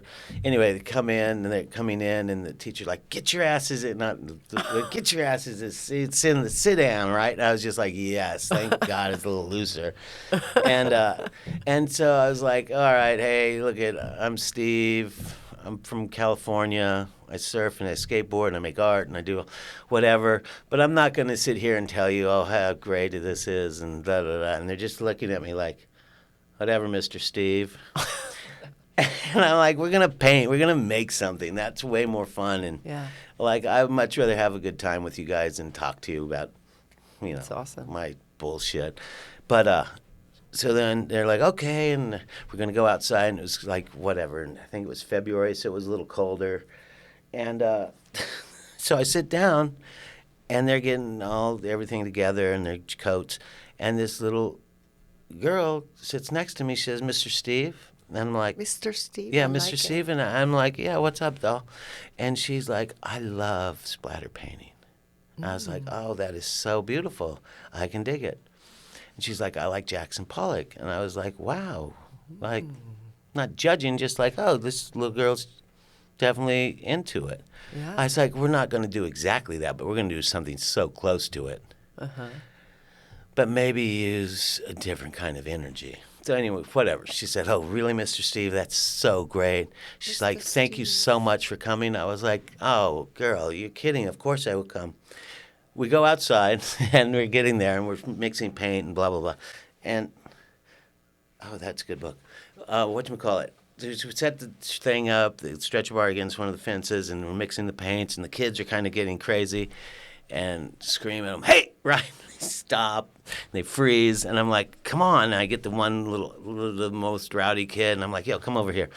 Let the kid follow me. So we go, and I get these Dixie cups, and I just throw the paint against the stretcher bar, and I'm like, just follow me, right? And he follows me, and when mine hits, it makes this sound because it's got some depth to it, and it echoes, and the kids freaked. Like it went, pop, bap. It's echoed, and they stopped, and they were like, whoa. And then the kid hit his, and it just like hit, right? And it's like, okay, big deal, right? But I was like, what are you waiting for? The fucking paint. Let's get the painting, right? Yeah. And it just get nuts. And they're just throwing more and more paint because we had a lot of paint from the. It was so council. liberating for them. Oh, probably. it was so good though, but so much amount of paint is applied at this amount of speed that it becomes thick and layered. So flip it, and it's like it's not running in one direction; it's just going, and so you can see them insanely going nuts. And having the best time. And I see these other kids, these older dudes, and I made 2 stretcher bars. And I went over and I was like, yo, I know this isn't cool. You know, this is lame, whatever, I'm sure. If I was your age, I'd be like, that guy's a fool, blah, blah, blah. But here's some paint. You guys can hit this one. You know. And they did? Oh. And they're like, yeah. Right? Kind of shunned me. I was like, whatever. Fun. So you do it. If you don't, fuck, it's your choice.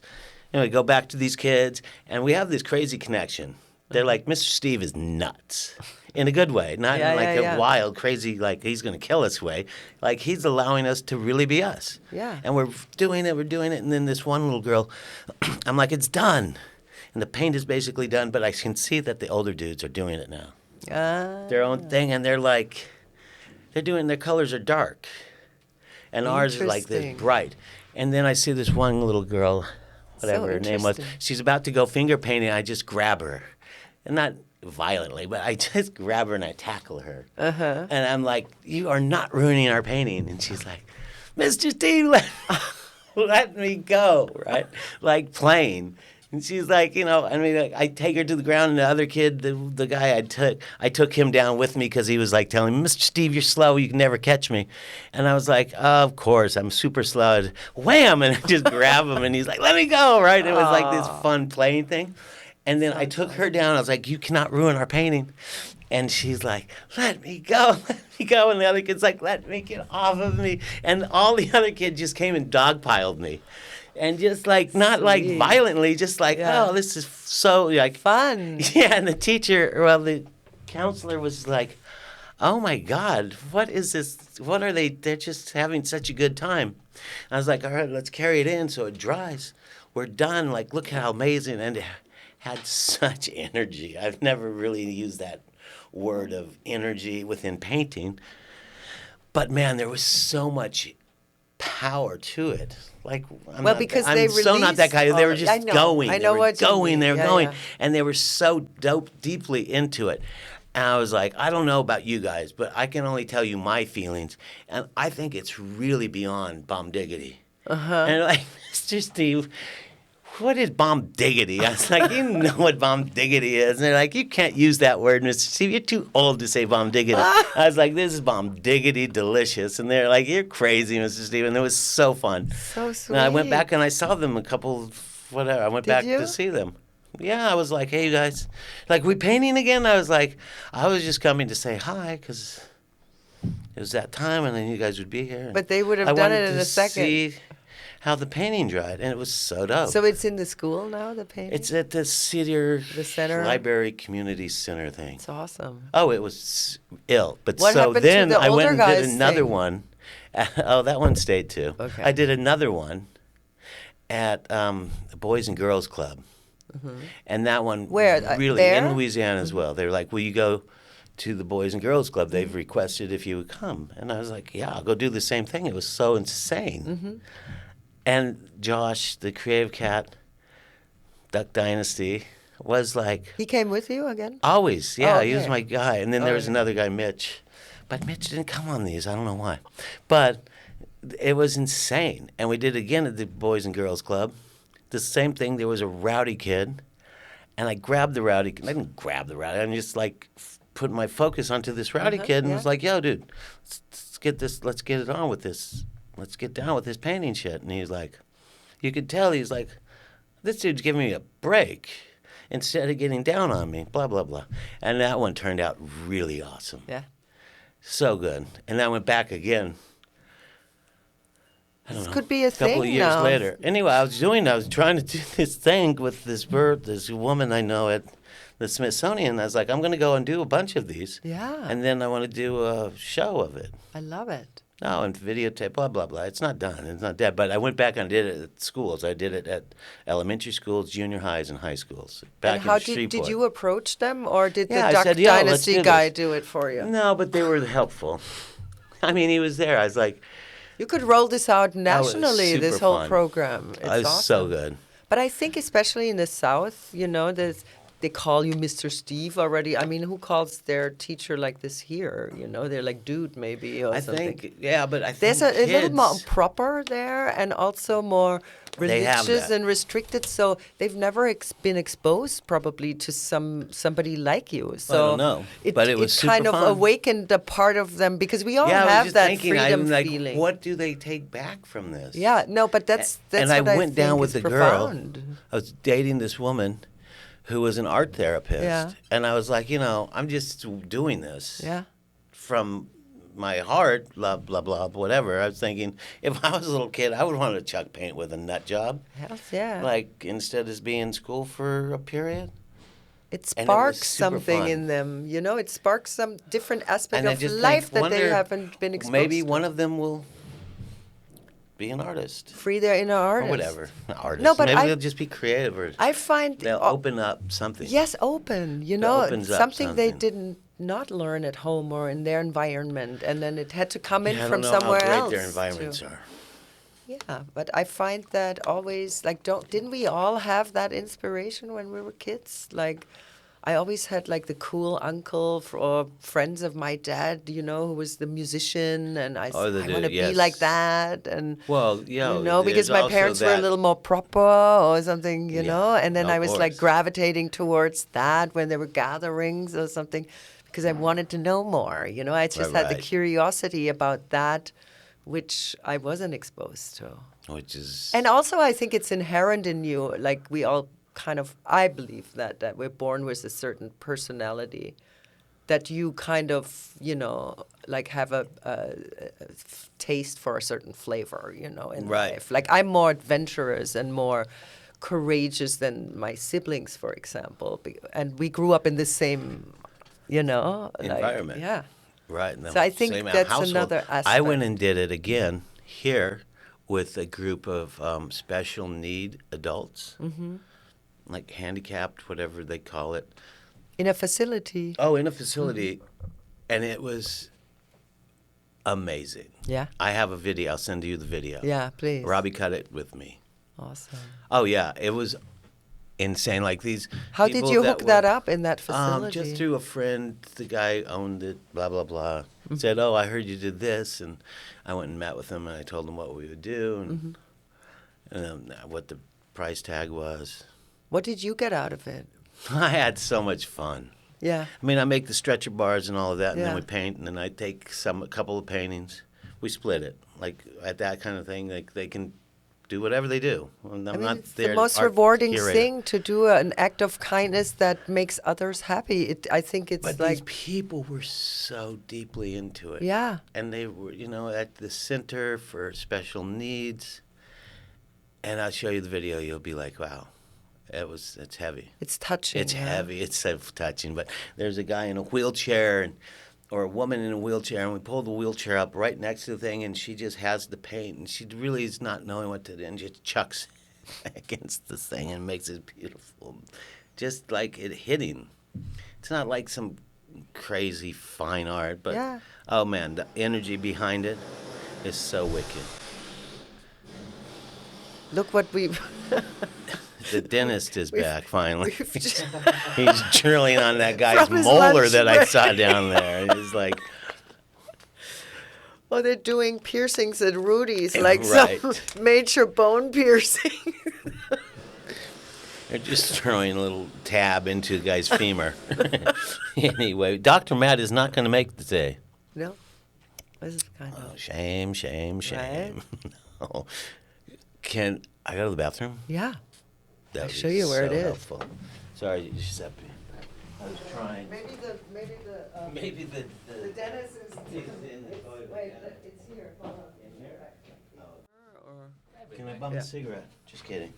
I have to go too. I'm kidding. But where are you from? Italy? Yeah, I'm from Rome. Oh, it's such a beautiful city.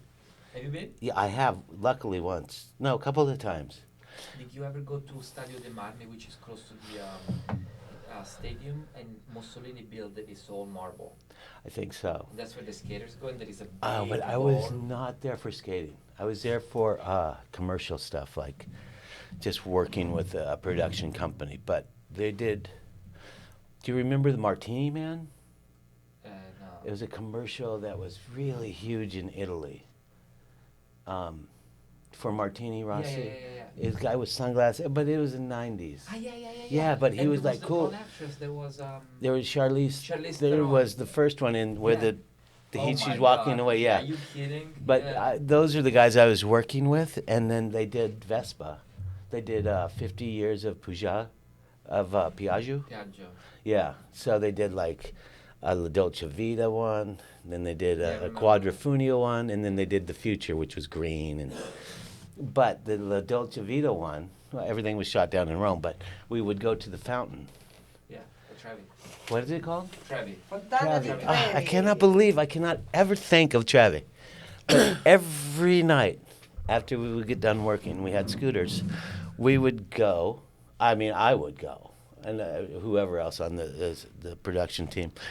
And they're like, "What are you going to do? You want to go to drink?" I was like, "No, I'm going to the fountain." Because there was something so amazing Is about it that special? fountain. For me, I don't know. Me too. Yeah, I mean, I was so drawn to it. I have not been so drawn to something besides surfing, but the fountain, man, it was so special. And I would go the only way I knew. It would take me like maybe 20 minutes. Because I didn't know. I didn't look at a map, but I knew my way to get to the fountain. Alice. Yeah. Yeah, however it was, yeah. Yeah. But I remember the DP, my friend, was like, I'm like, let's go. And he's like, okay, let's go. So I'm going my way, and he catches me, he's like, where are you fucking going? I'm like, I'm going to the fountain. It's like, the fountain's right, like 2 blocks over here. Detour. It's literally like 4 minutes from our hotel. And I'm like, oh, so he showed me, and I was like, oh, wow, I've been going this way the whole But the time. steps are right behind the fountain, right? No. No. The Spanish Steps? Yeah. No, that's a still little farther. bit, yeah. Because the first time I went there to the fountain, The fountain's so, I don't know why. I was like, I had a whole different idea about its kind of dimensions. Yeah, because you see it in movies, right? It looks So so the lens different is different, in reality. I find the dimension. It was all of a sudden, wait, there's all these little houses, and boom, all of a sudden there's Oh, this huge there's thing, something about that. right? And, yeah, and the Colosseum. The Colosseum, and Campo dei Fiori, yeah, there's so much. Piazza Navona. But I was also there being taken care of, not being taken care of, but like, Somebody helped me here. well, I mean, we were staying in a nice hotel. What were you doing there? I was just the assistant to this director. I wasn't like an assistant director. Film I don't director. know. Yeah, well, commercial director.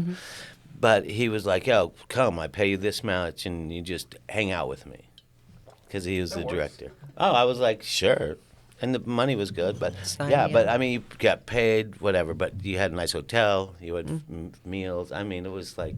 What commercial were you production guys shooting? we Was did the American one- director? It was Israeli, but yeah, he's from here. 50 years of Piaggio, or 100 years. I think it was 50. And then some other bullshit one. Didn't watch one, fucking lame. But it was the Piaggio one. It was like 2 weeks in Rome. Yeah, like eating great food. And then I remember, and he's a workaholic and a very, very... Are you still friends? Yeah, he's an asshole, but we're still friends. I'm really good friends with his son, which is bizarre. His son's excellent. But I remember eating lunch. In Rome? Yeah, well, no, in the production, like, he wants to eat lunch in 15 minutes because he wants to get back and get more shots. Mm-hmm. And the Italian crew was like drinking wine, and like it was a 2-hour lunch, and I was like, "Fuck yeah, that's right." That's and he how was you live. Freaking like, man, dude, man, what the fuck? I do fucking man. We need to be shooting. I was like, dude, when in Rome. Exactly. Like you are so tightly wound, man. Like let's enjoy it. You're gonna get just the amount of shots because everyone's And you gonna still be get hammered. your shit done, you know? Yeah, it was so fun though. Yeah. But that fountain, man, it's one of my favoriteest places in the world for sure. I don't know what the draw is, but Interesting. every night, no matter what time it was. You know the best is if you go like at 2 or 3 a.m. That's when I was going. You're alone. Yeah, it was so Yeah, alone. fun. I mean, sometimes a little earlier, but Yeah. it was so special, man. I just, like, in my heart, Rome is so beautiful, and I don't meet the people, and then whatever. My other friend was like, yo, Rome is dope. He would love the people. Yeah, they're nice. Yeah, he was like, yeah, he was Look like, at him. no, of course, He's a yeah, nice but guy. the Italians are nice. I mean, I have, like, in Yeah. Milano, it's way more work-oriented, but Yeah, definitely. they were down to work. Yeah. They're the Germans of the Italians. It's true. It's like every country has that, you know, work. But the work ethic, like in America, it's always like work, and nobody has a life-work balance. Like it's Oh, like, I do. No, I know, but you know what I mean. Yeah, the no, normal I'd corporate say America. Work, it's, but all right, come on. I haven't Yeah. got enough work. Because I find, you know, they're missing out on like feeding Living. and nourishing and nurturing so themselves annoying. and all of that, right? Yeah, I mean, yeah, if you're going to work. I think that should But be life like, is not about working, but here it is No. so obviously the most important thing is Yeah. to have the almighty power of the dollar. Yeah. Or whatever currency you're dealing with. It's like, whatever, I get it, but I think you miss out on a lot of living. Definitely. Tons. But whatever, it's okay. Yeah, it's a different value that they set themselves, but they have been kind of basically brainwashed into Right, and it. I was like, traveling a lot in the last couple of years. And that opens in your Europe. mind about what goes on in other countries. Yeah, like right? Copenhagen, wherever, all over Europe. Yeah. And it was like, and I was talking to my brother, I was like, I think they have a different way of approaching life. Yeah. Like, it seems like it might be a little bit better. I would And he think was so, like, too. it's not better, it's just different. I was like, well, let me break it down. It seems way Mm-hmm. more interesting to me than this 9 to 5 or Even if 5 they have to 20 that. fucking hours work week. It's like, whoa. But they have 6 weeks paid vacation. They have health insurance that actually pays your medical bills, you know. Yeah, well, They have I mean, you you got have Bernie a social fighting for it. Yeah, you have a social net of like if you lose your job or something, you're not on the street. Look at the homelessness that we have here and all of that. We don't have a homeless, bro. Look, I've been living all over the place, but I used to live downtown back in the early '80s. I mean, it's Skid Row is Skid Row. Yeah. Homeless is homeless. Homeless is in abundance right now. Yeah. I mean, I think that's a hard one to conquer. Yeah. I don't know. That's sad. But in Europe, you know, if you have hard times, there's always like a They're willing to take care of the people. Yeah, they take care of you and they try to kind of give you a new career or a new life or whatever, even if you don't find a job. My sister works giving seminars to these like motivation seminars to people who have been like unemployed for a long time, and they're very skilled and awesome people and super intelligent people, but then they suffer from depression or whatever, right? Yeah, and to get them out there again and stuff. How does that work for her, though? That's beautiful. So you have that support. Right. It's actually a guy who developed these programs and submitted it, and it's paid by the government. So they give these, like they buy these seminars for the unemployed people, because they say, like not only, they pay unemployment, or in Germany you have Hartz IV. If you, beyond unemployment, you still get a minimum so you can get your basic human needs met. Right. Yeah. And they go beyond that, which is amazing, And here it's like no fucks given, I feel. Yep. Here if you get sick, you go bankrupt to pay your medical bills, and like America's the country with the highest bankruptcy filing in the world for medical bills. Yeah, it's scary. And that's if I got sick, I would be definitely on the street. Yeah. In a heartbeat. Yeah, me too. Like done. Yeah. No, not really, but I can see how it happens. Yeah. It's. But that's why I think travel should be mandatory in every education, because it opens people's minds to different cultures and way of living and thinking. Don't you think? Mm. And yeah, it kind of makes them more empathetic and more tolerant, towards each other. You see what goes down outside of your normal existence. Yeah. Exactly. Yeah. Because that's what makes people rigid. If they only see that, it makes them like closed up.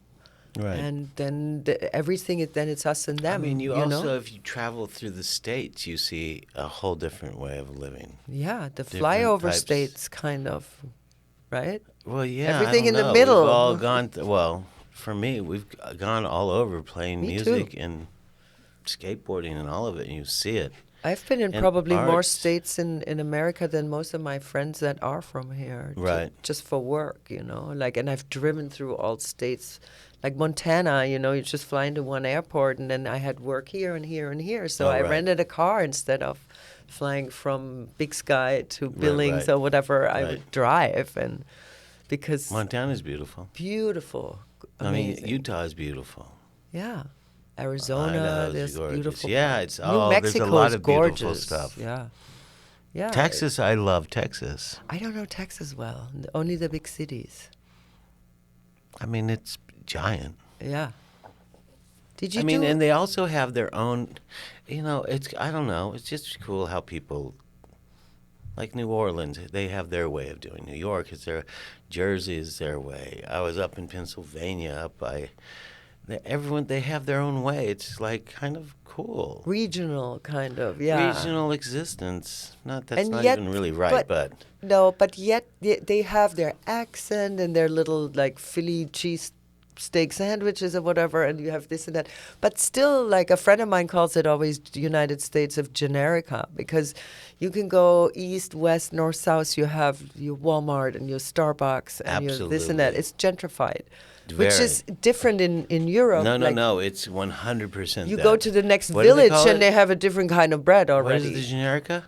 Huh? Generica? Yeah. Yeah, I'd say anywhere USA. Like, wherever. Not all places, but a lot. Yeah. A lot.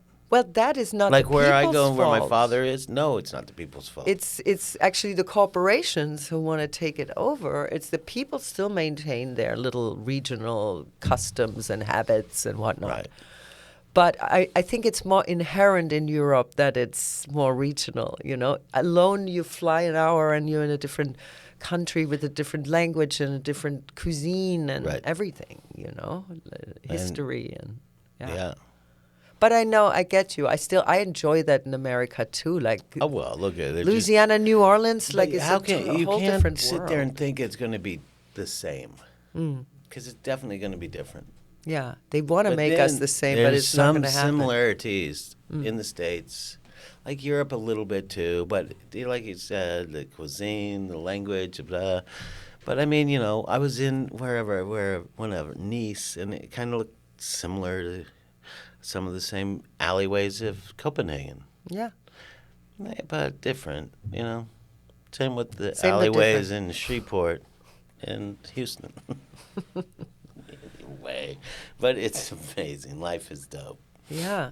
So, did you do this big thing, the sculpture thing? Didn't you do that in I did do a Houston good too? sculpture With down the in Houston. with the upside down dude. With the guy, I did a couple of sculptures in Houston, but both of the figures are upside down. It's weird. Like I did a skateboarder guy upside down in a pipe.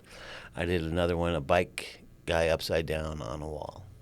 And I don't know why they're all upside down. So I think that maybe it has a... just defying gravity. Oh no, or maybe, but there's a deeper message. 2 years in therapy Like to figure that human out. beings are upside down. What material You know, were like, those? yeah. Were they metal? Bronze. Bronze. Were those commissions, or how did you get these, like, to do, I got or was it your commissioned, yeah. idea? I did a thing. I had the thing in the region. It was the Duck Dynasty guy who got you. No, he got me that. No, I had a friend, a musician cat from Brady Blade from New Orleans, who is a great drummer, and his brother's one of the best jazz. Whatever, doesn't matter. Anyway, Brady was like on this board, and he said, "Hey, Olson, do this thing down here in Shreveport, Louisiana. I pitched. They would love to have you come down." And I was like, "Oh, that's totally great." Blah blah blah. He said, like, build some stuff, some skateboard and stuff. I was like, yeah, but that's not my gig. But I show you what I think we should build. And I had this little Marquette thing, and I sent it to him. Anyway, whatever. Went down and did that unseen. That was great. But when I was down in Louisiana, they were building this skate park in Houston, like one of the largest, probably the biggest skate park in North America. And my friend had hooked me up with this woman, Sally Bradford, and I said, "Look, I'm in Louisiana right now. I fly through Houston back to L.A. I would love to come and see you." So I went and I saw her. I mean, the story's kind of funny. I'm going to share it because it's funny. Yeah. So with the Duck Dynasty and Mitch Landry, the other guys, Josh and Mitch, they took me to the airport. I was in Louisiana for 6 weeks. We did some really dope things. The kids, the sculpture turned out really, really beautiful. It was like this little Marquette that happened when I was making a stretcher bar here, and I always throw the wood away, and I think, God, there's got to be something you can do with the wood. And at one time it stood in an X, and I was like, oh, that's it. And then lo and behold, it's now 25 feet long, standing 18 feet high and 8 feet wide. Wow. From this little Marquette, whatever. But so I rolled by the Houston thing. But in Louisiana, I said, hey, I want to get off the plane in Houston and get on another flight 3 or 4 hours later. And they said no. And they were like, yeah, of course. And I was like, Cool. great. And they're like, it's going to cost you $950. And I was like, it's crazy. Like, no, I won't do that. It's not fair. Whatever. Either way. So I get to the airport, and I think, I'm just going to get off. See what happens. I'll deal with it. Yeah. To get back another flight, I'll go and con someone. I'll pay whatever it was. It wasn't going to pay You the can say you $900. fainted in the Something. airport I got bathroom. sick, and Yeah. I missed my flight. Either way, so I get to I get to Louisiana, to the airport in Shreveport, which is the connection to Houston, and it's an early flight. Whatever, 10, 9. So I'm with my friends. They're my buddies now, and they're like, get there a little early, and we're having some drinks at the bar. And I'm like, oh, I should probably go to the gate. And they're like, oh, man, you got time. I was like, yeah, well, I should probably go to the gate, man. I need to get on the flight. So I go through security. And through security, I have a skateboard wrench in my bag. And the guy's like, what's this? I was like, skateboard wrench. I don't know about that. It's like, this is my skateboard? This is to loosen or tighten, blah, blah, blah. So he holds me up. He runs some things separately. They talk to me. I'm just like, yo, man, I'm a skateboarder. My whole life. Skateboard wrench. I understand your concerns, but like common sense, It's not a skateboard wrench. It's weapon. not like I'm not going to take the plane apart with this wrench. I only have a 1/2 inch and 9/16 and 3/8. Like I know there's larger bolts on this plane, and the screwdriver I can't get to. Either way, I get through. I'm a little drunk, not hammered, but I've had a couple of drinks in the morning. You're feeling no pain. Not through that whole trip, but so it's ending the trip. So I get to my gate, and there's no one in the gate. And I can see there's a giant window of the gate, and I can see the plane pulling out. And it's like, I don't know if you know The Graduate with Dustin Hoffman and Anne Bancroft. Of course. But it's like the church scene, but the plane is pulling back, and it's leaving early because they have made the announcement, the flight is here, it's early. And I'm here, they're calling, Miss, and I'm just like pounding, like, please don't leave me. And this one dude is sitting there, he's like, dude, you missed your flight. And I'm like, it's 15 minutes until we're supposed to depart, whatever. I mean, I'm wrong. Did you have I got luggage held checked up. in? Because usually they yeah, have I to did. unload the bags when you don't show No, up. Did I have luggage? Probably not. No, I because had a backpack. yeah, because otherwise. No, I had a backpack and just a weird small little thing. Because either way, Yeah. so I missed the flight. When's I'm the like, next when's one? the next flight? The next flight isn't until like 10 hours because it's a small little airport. But was there one to Houston? Yeah. But so I get back and I call them up. I'm like, I missed my flight. It's not for another 8 hours, 10 hours, whatever. All right, we'll turn around. I was like, well, I got to deal with getting a flight. So I go down, talking to the woman. She's super nice. I had some paper, some articles in this paper and like some nice stuff where she was like, oh, I know the stuff that you were working on here. 'Cause she could see the skateboard and she put it together. And I was like, yeah, it's totally fun, blah, blah, blah. I missed, the flight left a little early, and I missed it. And she's like, I'm so sorry, the flight did leave early. And I was like, I know, but I need to get out of here. I've been here for 6 weeks.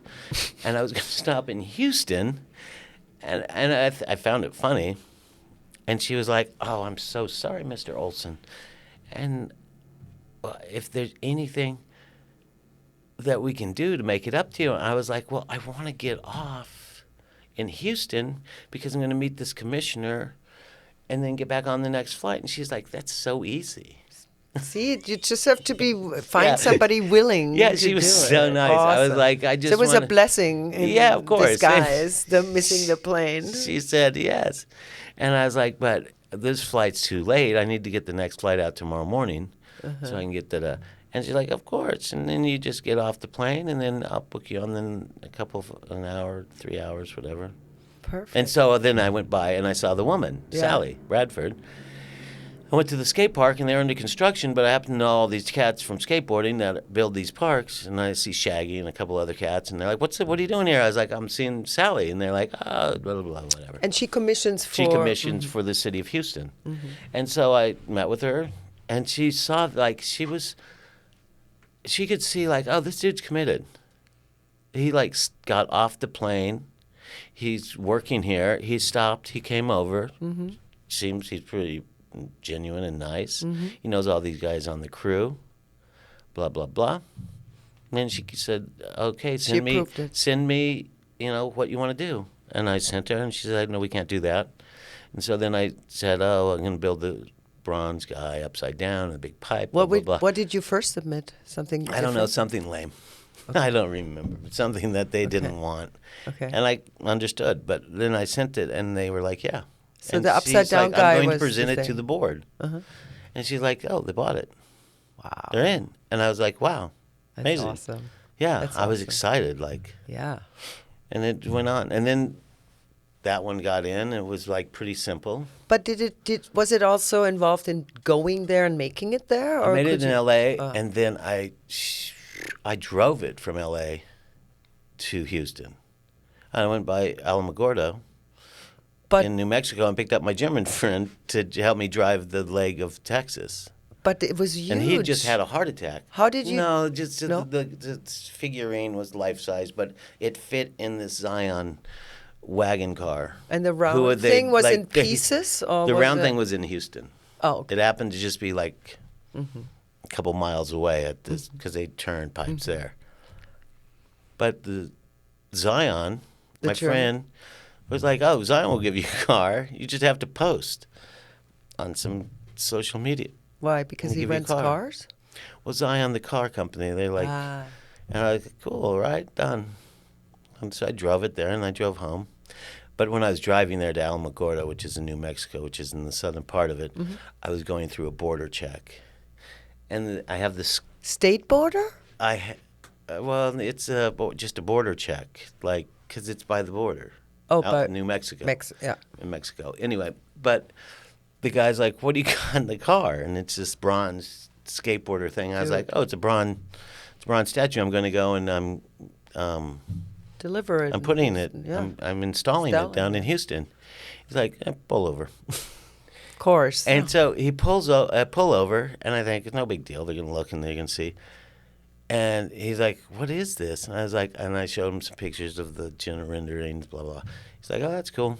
Well, I have to, since I pulled you over, I have to have the dog go through the car."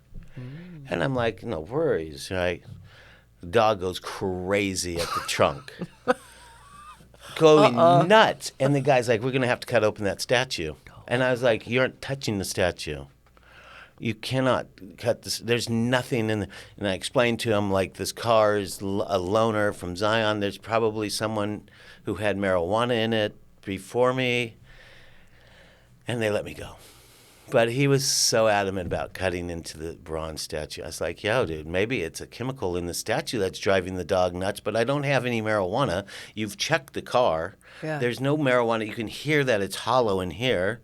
I could lift it." It would scare me Oh, no, so the much. guy was I would always so go like, crazy. what's in Yeah. my pocket? The dog just started going nuts. I was like, "Holy God, someone was carrying weed in the tailgate, blah, blah, blah." It was so funny. Anyway, but yeah, so then, cut to, that one goes up, and it's great, and blah, blah, whatever. And then she says, "Oh, at the grand opening of the skate park, there's some bike kids out front." And skateboarders don't want the bikers with their pegs or whatever on the coping. They're like, "No bikes." The bikes are like, "Well, why not?" And they're like, da-da-da. And they're like kind of protesting, the bike kids. And little Sally Bradford, this beautiful little woman, she goes up and meets with them, and she's like, "Okay." The mayor says, "What are those kids, all upset about?" And it's like, "Well, they can't ride in here, and it's totally beautiful, and it's a great place." She said, "Well, we have this land, Sally." She's like, "Okay, let's build a bike park." So 4 years later, she gets it together. She spends $27.6 million and builds this amazing bike park. But in the bike park, she says, "Okay, I'm allotted this amount of dough. Olson, will you present another idea?" Come on. Well, I mean, I came through for her. That's awesome. Whatever. I mean, I came in way under budget. What did you compared. I make didn't for know. the bike park? The bike park, I'll show you, but it's just a bike guy upside down on a wall on a hand, and it's something that I don't think they really do the trick yet, but I'm sure they're going to now. But no bike. It's just No like, bike, a bike. A kid on a bike with all the gear on because it's a motocross bike, blah, blah, blah.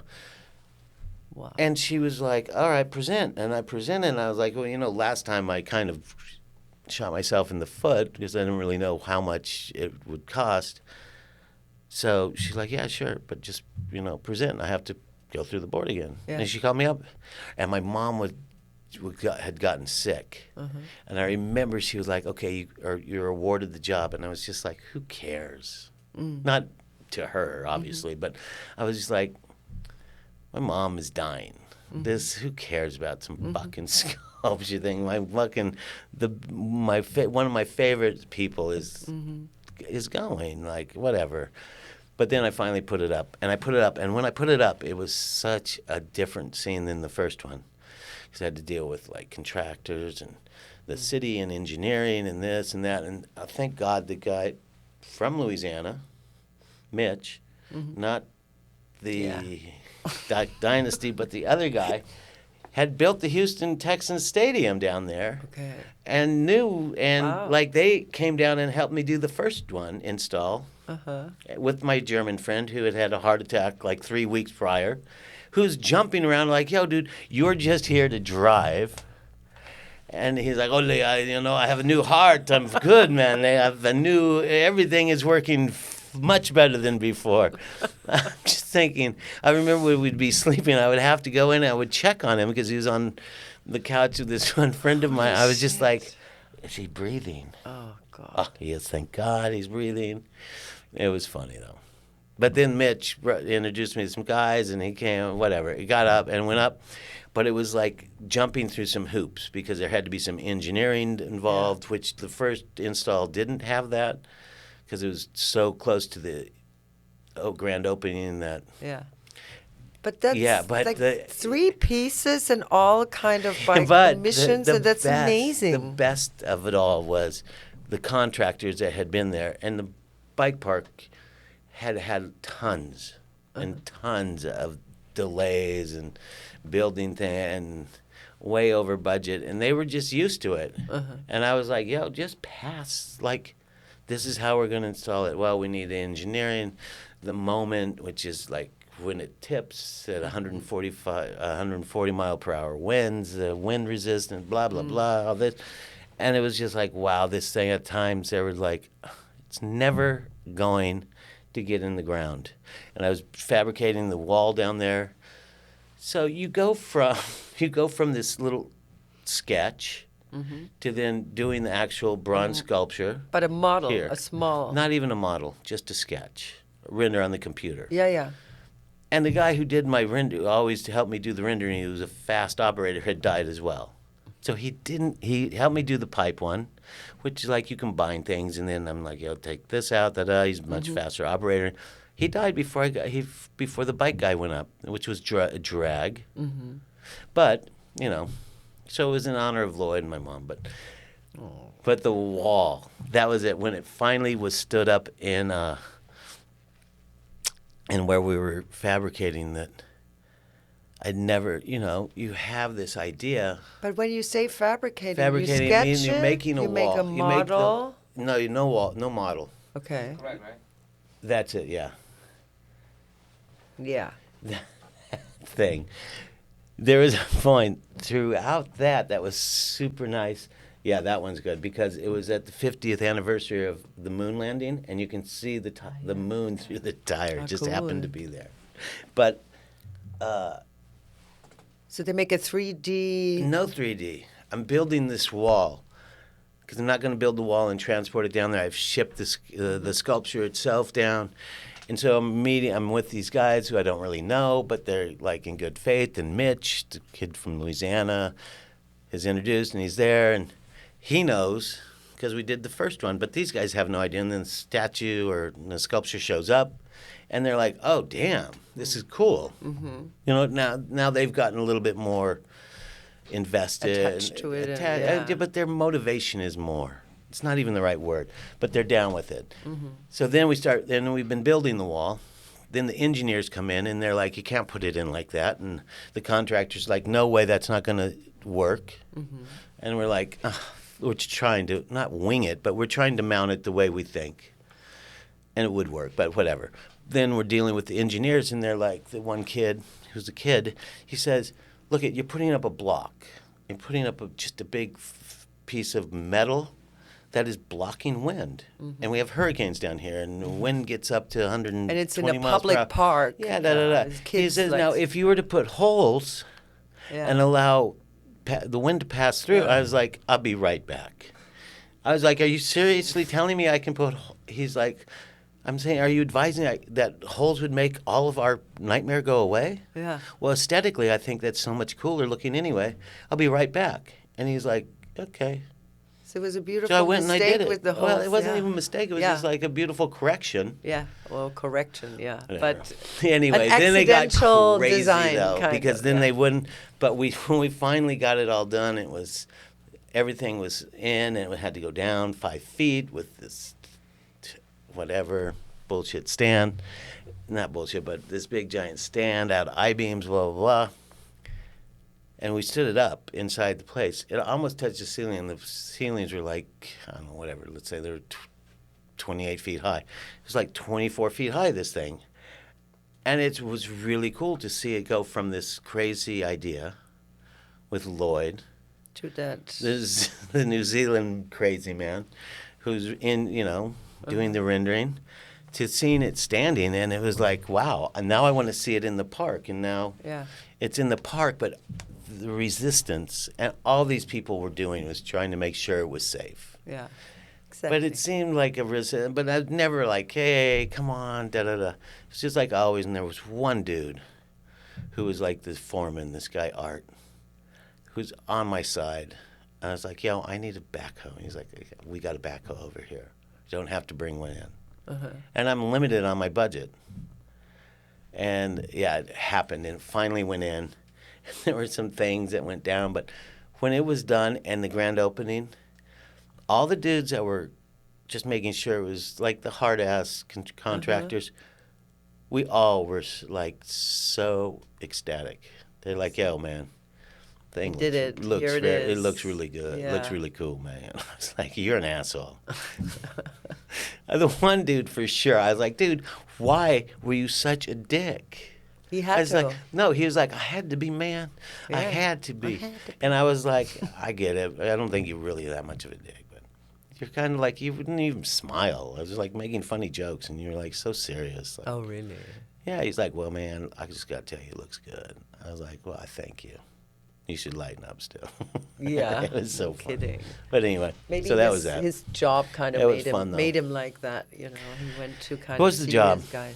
But they were super. They were actually so hyped on it. And they were like, they started to finally get in. Yeah. Like, okay, listen, you need concrete. Your concrete got screwed up this way. We got a guy pouring tomorrow. We'll help you pour. It's like, come on. It's like, let's do this. Like, let's get a little camaraderie together and, like, make this happen instead of fucking blasting. And so finally, and then at the end, she was so excited. She's like, I knew it. She's so cute. Yeah, I knew it, Steve. I knew it was going to be outstanding looking. Aw. And I was like, yeah, me too. But they had no clue, and they were not feeling it. There were times we pull up, and then I have to take it back. And every time it was like, another $750 to pull it up and just let it sit in the parking lot and be like, all right, take it back to the shop. But it was a big success, so bravo. Yeah, it was. It's totally good. So are those your three major sculptures? Or are you doing sculptures now too? I mean, I as can do art, or sculpture no? all day long. You do? What do you need? Let me think about that. No, of course, but I don't go out and I don't pursue it. I But just you have d- done 3. When you're in the studio over there, for example, No, you I'm paint. painting, I'm doing all sorts of things. But no. All sorts of but things? the sculpture thing is super, it's really good. We have it wired. My little team, yeah. Of course. So And you then would, the people that at the foundry are totally down with it too, because they're not doing this. It's not really. It's one was a skateboarder guy upside down. The next thing was a bicycle guy upside down.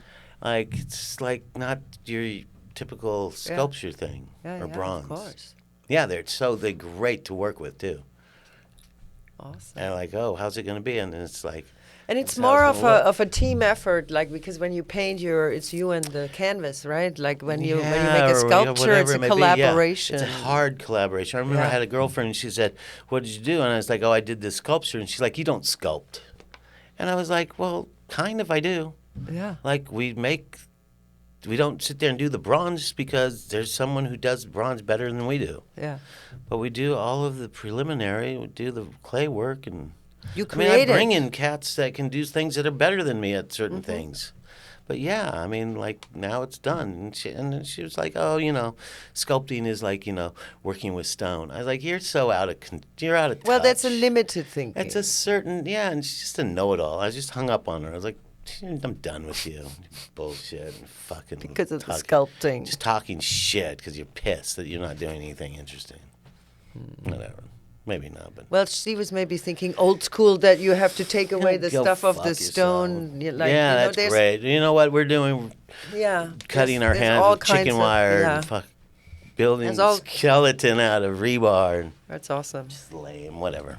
Anyway. But now that's you're what I doing do. more painting right now. I do at all the moment. whatever. What is the whatever part? Whatever. Besides I'm the really paint. down with this new particle painting stuff. Particle painting. Yeah, I'll show you. What does that mean? It's just a certain new kind I of have style to. that I came I'd had to across. see it to understand. A little bit, yeah. Yeah? I mean, I could explain it, but it's really, I No, dig it. don't I if did it's- the effect of it. Okay. And it came from another thing, and then my other friend does it a different way. And I would do it a different way than that, but yeah. Using acrylics or? Acrylics and, yeah, basically acrylics and stuff. Mm-hmm. But also into painting and the flow and Yeah. all of that. But I also do assemblage. What does that mean? You know, like whatever, assemblage, wrapping stuff and Oh. letters. But that's how you and, started, right? I all of remember that, at yeah. Claudia and Oh, at the- Robbie's. yeah, I I saw a did. bunch of things with the With the staples. staples and yeah, I had fabrics. a hardcore, and strong left hand because I'm left-handed. I'm From the left-handed too. stapling, yeah. And then you did like all kinds of different like vinyls and All of that. fabrics. And Yeah, I love that. Yeah, that was cool. But now you have kind of found your thing because I saw when you post Yeah, new but I pieces. do all of that. Yeah, but I started painting because my mom got sick, Mm-hmm. and I was out there with my dad a lot while she was in the hospital. Mm-hmm. And In the desert where he still is, right there. yeah, no, but I started painting because I'd lose my mind, and I just started painting, and I was just using whatever. Mm-hmm. But you've painted before. A little bit, but not much. Okay. It's more assemblage and stuff. But then I discovered a couple of certain techniques that I dug. That I made stuff my- that you do that I with all the made my different own. colors. Yeah, all of that stuff. That's kind of your signature thing, I A little find. bit, but I have to do them huge now But what do you because mean right you now have they're to? small. I mean, they're like whatever, 30 by 44. It's not big enough. It needs. They to be would like- totally but work in a huge on a huge scale, I find. That's the next move. And they've also kind of evolved, I find. All of it. Too. Yeah. Yeah, they keep evolving, but also the particle thing, I really, really dig. But Yeah. that's got to be done giant, Okay. and that's a preparation thing. But are we done? We Or can can I be. go put more money in my meter? Yeah. Which one? It's your call. I mean, I have to put money in my meter too. I just don't want a ticket. I mean neither. I hate tickets. It's up to you. Money Yeah. in the meter. Come on. I mean, let's come do on. I just want to. it. Smoke a cigarette. No, I wish. I mean, I'm glad I don't. Yeah, smoke all you need. But me? Yeah. That's my Johnny Cash too. Well, right. Yeah, it's Johnny Cash's birthday. Remember to say about the feeling What? to mention the feeling the minute. Oh yeah. We're all out of breath from. We went to the skate park or something. Me too. Yeah. Yeah, back from feeding the meter. I was going to ask you another thing about the art thing. Nope. It's like so many skateboarders have become artists now. How come? Do you have an explanation for that? Mm-mm. No? I remember when I bought that print from you with the American flag with the Marlboro Oh, yeah. kind of signs. And then I drove down Melrose Avenue and there was this big exhibition just down the street from here of this guy who was a skater and you knew him. I don't recall his name. I don't know who it was. Who was it? Which dude? I don't know. Also one of your guys from back in A the day. skateboarder guy. Yeah, but paintings, but beautiful, very Basquiat-esque. Not Danny Minnick. Danny Minnick. Yeah, it's Danny. He's a good kid. Yeah, they were nice. I liked his stuff. Yeah, he has definitely his own distinct style. And then Scott did a big thing Oh, he I did saw that. in Great. Paris. Yeah, I right? went to At that the one. Bon Marché. At the Bon Marché. That looked amazing. Oh, it was awesome. So I how- remember going to the Bon Marché, Uh-huh. and obviously Scotty's been a friend for a long time, but he's like, I hit him up. I was like, oh, okay, I'm going to come too. Uh-huh. Of course. For the installation of the yeah, opening. for the opening, blah blah. And I get there, and a couple of other friends like Christian Assoy, this other kid Eric Dressen, all of these guys have been friends with Scott for a long time. Mm-hmm. But they're doing some other thing with Vans, and I get some sponsor to get me a ticket, right? And he said, support your buddy. Mm-hmm. Think luckily enough, we can get a sponsor to pick it up. I would have picked it up either way, but But how did he get the job at I the? don't know, because he did one here at Maxfield's. Ah, And then they okay, talked to okay. them, and then he did it over there. But I remember talking to Scotty, like, yo, I'm here. He's like, yeah. Having a problem with these cats. They don't want to use screws. They want to use glue. We're having a problem with the glue, and it was like at the beginning of September, I think. And everyone's obviously on vacation in August, and they haven't even started. Oh, yeah. And it's like, they'll handle it. They wouldn't. It was kind of in the middle of It was in this the middle open of the thing. fragrance area, on the first floor.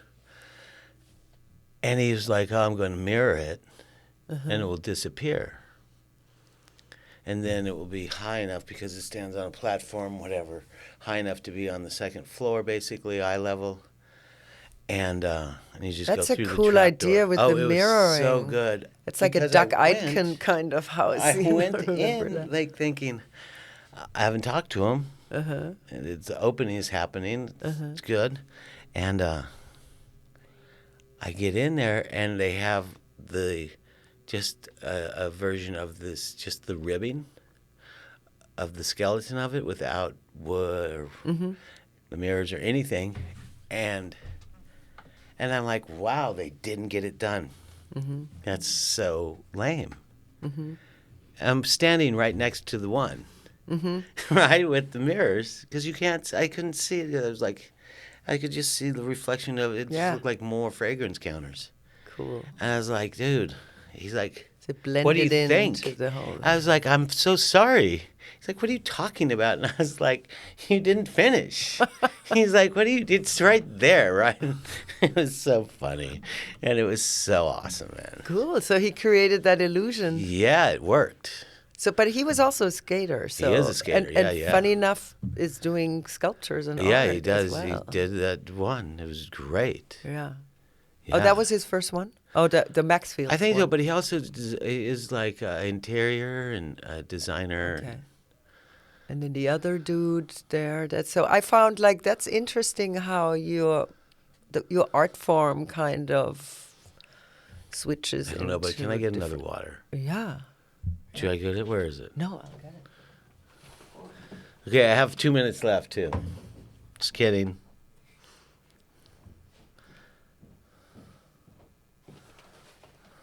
I was kidding. Better.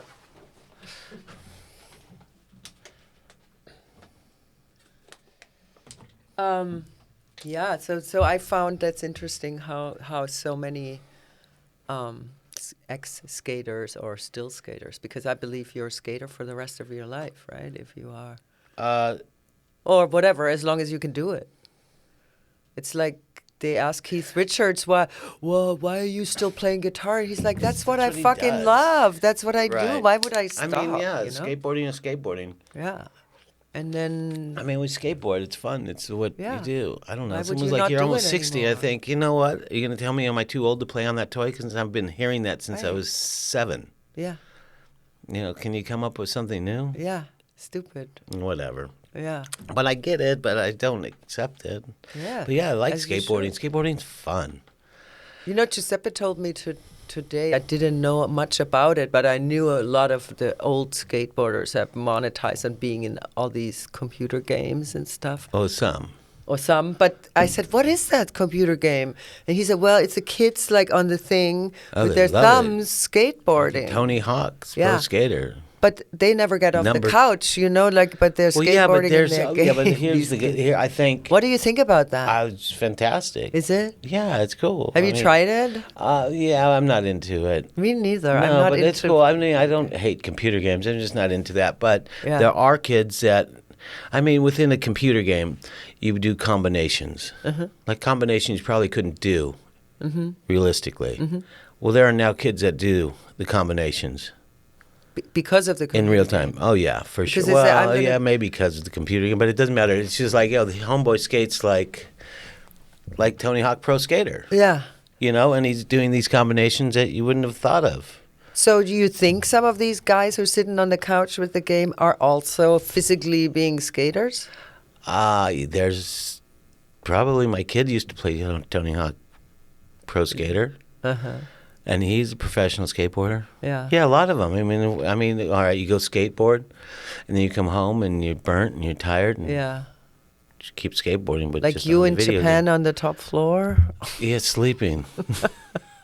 or you in the helicopter. Give me a blanket and a. Oh God, that was so obvious. No, but anyway, yeah, it's simple. But for sure, those kids. Is your son an artist too, or is He he? can make anything. He does. Like Yeah. what? Does he What- make it? Well, he has a couple of companies that he is the creative director. Oh, okay. He owns the companies and he does all the creative. Yeah, What does he's he do? talented. What products does he make? He has one company called 917 that is kind of a core skateboard company, and then there is With gear and everything? well, with boards and T-shirts and stuff like that. And then he also has another boutique thing called Bianca Chandon Ooh la la. that goes, and he's done well. He's good with it. He does. Yeah, he's a strong designer. He did art. We did the art show together. Yeah. Oh, he's good. Yeah. So both of your work. We did a thing together at the Venice Biennale over in Italy. I think Was in that? Wait a second. I 2012. saw a video. Is that the one where You you? went up the ramp and came through, and But with color, right? with paint, yeah, With paint. on the. On the It was wheels. supposed to be on the wall, but the transition was a little too steep and Oh, couldn't get that's up. cool. But yeah, it turned out beautiful. Did you come up with that idea for No, that he project? did. He But did. he came up with it. We did a show here in L.A., and he did it. We built the ramps, and he went up and he did just a turn from ramp to ramp through paint, and then he flipped At the canvas. Biennale. No, they over here in L.A., and then they were like, "Oh, hey, you want to go?" These people that were doing Light and Space. He's got Tim Nye and Jacqueline Moreau out of New York, and they're bringing over a lot of the old Venice artists, like a lot of people, Dwayne Valentine, all these cats, and whatever. But they're like, Olson, you come?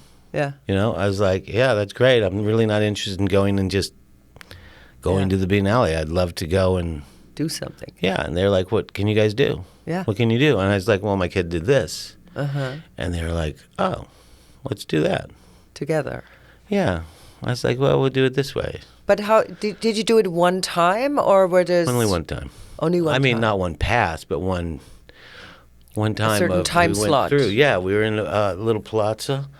It wasn't like next showtime is at 3 o'clock. No. There was one showtime, and they had a band, and it was barricaded off, and there were a lot of people. It was like during the Biennale. It was part of the Biennale. Yeah. Yeah, it was awesome. It turned out I love the really cool, and Biennale. my kid and I being extremely tight. Yeah. I remember I went over a couple of days early to talk with the construction guys building the ramp, and it turned out, through possible barrier on my part. I don't speak Italian, but it came out really tight, the quick transition, so we couldn't get up onto the wall. Ah. And I remember my kid coming there, and we took a couple of runs on it. I was like, wow, the transition is tighter than shit. He's like, I can't believe you came over here, and now it's fucking wrong, blah, blah, blah. I was like, listen, this is called work with it. troubleshooting. Yeah. This is what we're going, this is called troubleshooting. This is called coming up with a solution. Yeah. We'll go up on the wall as high as we can, but we'll put the paint, we'll get 2 passes at it instead of 1. Yeah. And That's what you did. that's what we're doing. And it worked And out. he was pissed. And he feels as though he can be like, because be he was pissed. stuck with his original idea. Yeah, he was stuck with it. It's fine. It's all good, and I Yeah. don't blame him. Did he you has learn his, from it? he has his, yeah, he has this like, instead of whining Yeah. and complaining, work it out, figure it out. Exactly. Plan B. Yeah, just Yeah. come up with the solution instead of the problem. Like obviously the problem is there. Yeah. So here's the solution to our problem. No one's going to know. We have way better control. It works out better for us. Maybe visually for a moment it's better up on the wall. Yeah. It's hard to keep the paint vertical instead of down on the ground horizontally. And it turned out awesome. But I know he was pissed, and luckily some guy was there while he was having his attack. And we were having our differences. And then at one point, screwing in the canvas onto the bottom of the ramp, and the bit went off the screw, and it went into my hand, into my finger, and it went a little deep. And I remember I caught it, and I could tell, oh wow, it's deeper than I want it to be. And so when I let it up, it would pulse with your heart rate. Oh. And he saw it happen, and he was like, oh wow. And then I let it up, so every time your heart beats, it pumps. So it would pump a little blood out onto the canvas. I was like, I need some tape. I need to stop this fucking thing. It was part of the experience. And he was like, yeah, he could tell, well, my dad doesn't care. Yeah. He's going to make it happen. Yeah. Like, it was kind of interesting, whatever. For me, it was, whatever. Maybe not. But, and then we'd laid the paint on the canvas, and going through the canvas up onto the wall, it's like slick. It's like going through an oil slick. So whatever, it does what it does. It turned out beautiful. But there was one point when I went through, and I came back down, and I slammed. And I just slammed hard. And I could see, I know he doesn't get it, or anyone else doesn't see it, but I can see it from my perspective, is that when I slammed, I mean, we fall skateboarding, whatever Yeah. you're doing. You know how to fall. Yeah. And sometimes you fall, but you know that it's coming and you take it. He saw, wow, he seriously doesn't care. Mm-hmm. He's so committed that he just slammed hard, and he's laughing. Is he nervously laughing? Is he like embarrassedly laughing? Da da da. I got up and I was like, oh, whatever, this is fucking lame. Let's continue. And it's turned immediately. Then we started having a great time. Awesome. It was really cool. Like, There was a the little transition. metamorphosis there. Yeah, of course. And it flipped right there. I saw it Right. from my perspective because I had, it's your son. You try to da-da-da, whatever. But then he's very observant. Like but also he you're very had tuned the in. best time. And Yeah. then the painting turned out fucking unbelievably great. So was because the of painting then energy. on the No, ramp? the painting was on the floor. On the Not on the floor. floor, but there was a ramp that was Yeah. built up. So there's a platform, and then it went up onto a half pipe, a quarter pipe, I should say. And this transition here was too tight. Yeah. The radius needed to be a little bit more drawn out, which I tried to explain. It didn't happen, whatever, who cares? It was beautifully built. Where was Giuseppe when No, we I know. No, but it turned out amazing. And then I'm there, and I can talk to people. I have no, I'm like shy or anything. This woman's like, I want this painting. Wow. It's outstanding. It's beautiful, and it was big. It's like, whatever. The ramp was 10 feet wide, and it was 8 feet by What 10 material feet. was it on? It was on canvas. Just so you put a canvas on top of the ramp. Yeah, the canvas was a gessoed canvas. Uh-huh. Yeah, and it was just done. And then you got and- approached from this woman was like, such a beautiful, the process was amazing, but I really, really love this painting. It's beautiful. Uh-huh. And I was like, I'm not the guy who sells it. It's these people. And these people didn't care.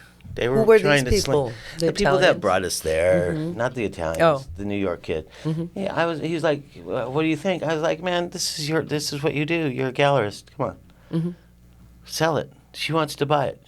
She owns the largest cellular communications company in Italy. Are you fucking nuts? Yeah. Sling it to her. Do you understand what provenance you have between the legacy of skateboarding with my son and I? Yeah. Do you want me to sling it? Like, I've got to do another one. And then this guy blew it. Wow. And blew it. He stiffed the party promoter who was best friends with her, and I don't know where the painting is. I want the painting. So you don't. It Never. didn't end up at that Lost. woman's. They kept everything. Fuck. Because he stiffed them for a moment. No. Yeah, for $250,000, didn't pay, blah, blah, blah. They're like, yeah, we're keeping all this, that, and the other. I was like, yeah, I want my painting back. That's terrible. Well, it's reality. It's how the guy's is MO. That's Either way. awful. But I'm going to make a movie of finding the painting. I'm going to find that painting one day. Yeah. For sure. I can do it. I know. In already 200 years, there will be. There's this 200 years, well, forgotten you don't have 200 Olson years behind on the it. wall. Maybe in a couple of years. But it really, I don't, like, where's the painting? I think I Yeah. know. What do you think? I You don't kept it? know, to be honest. What do you think? Do you don't- have look a at- clue? Well, I know that. I just don't know. I don't know if they just threw it away. I don't think How they would could throw it they away. have?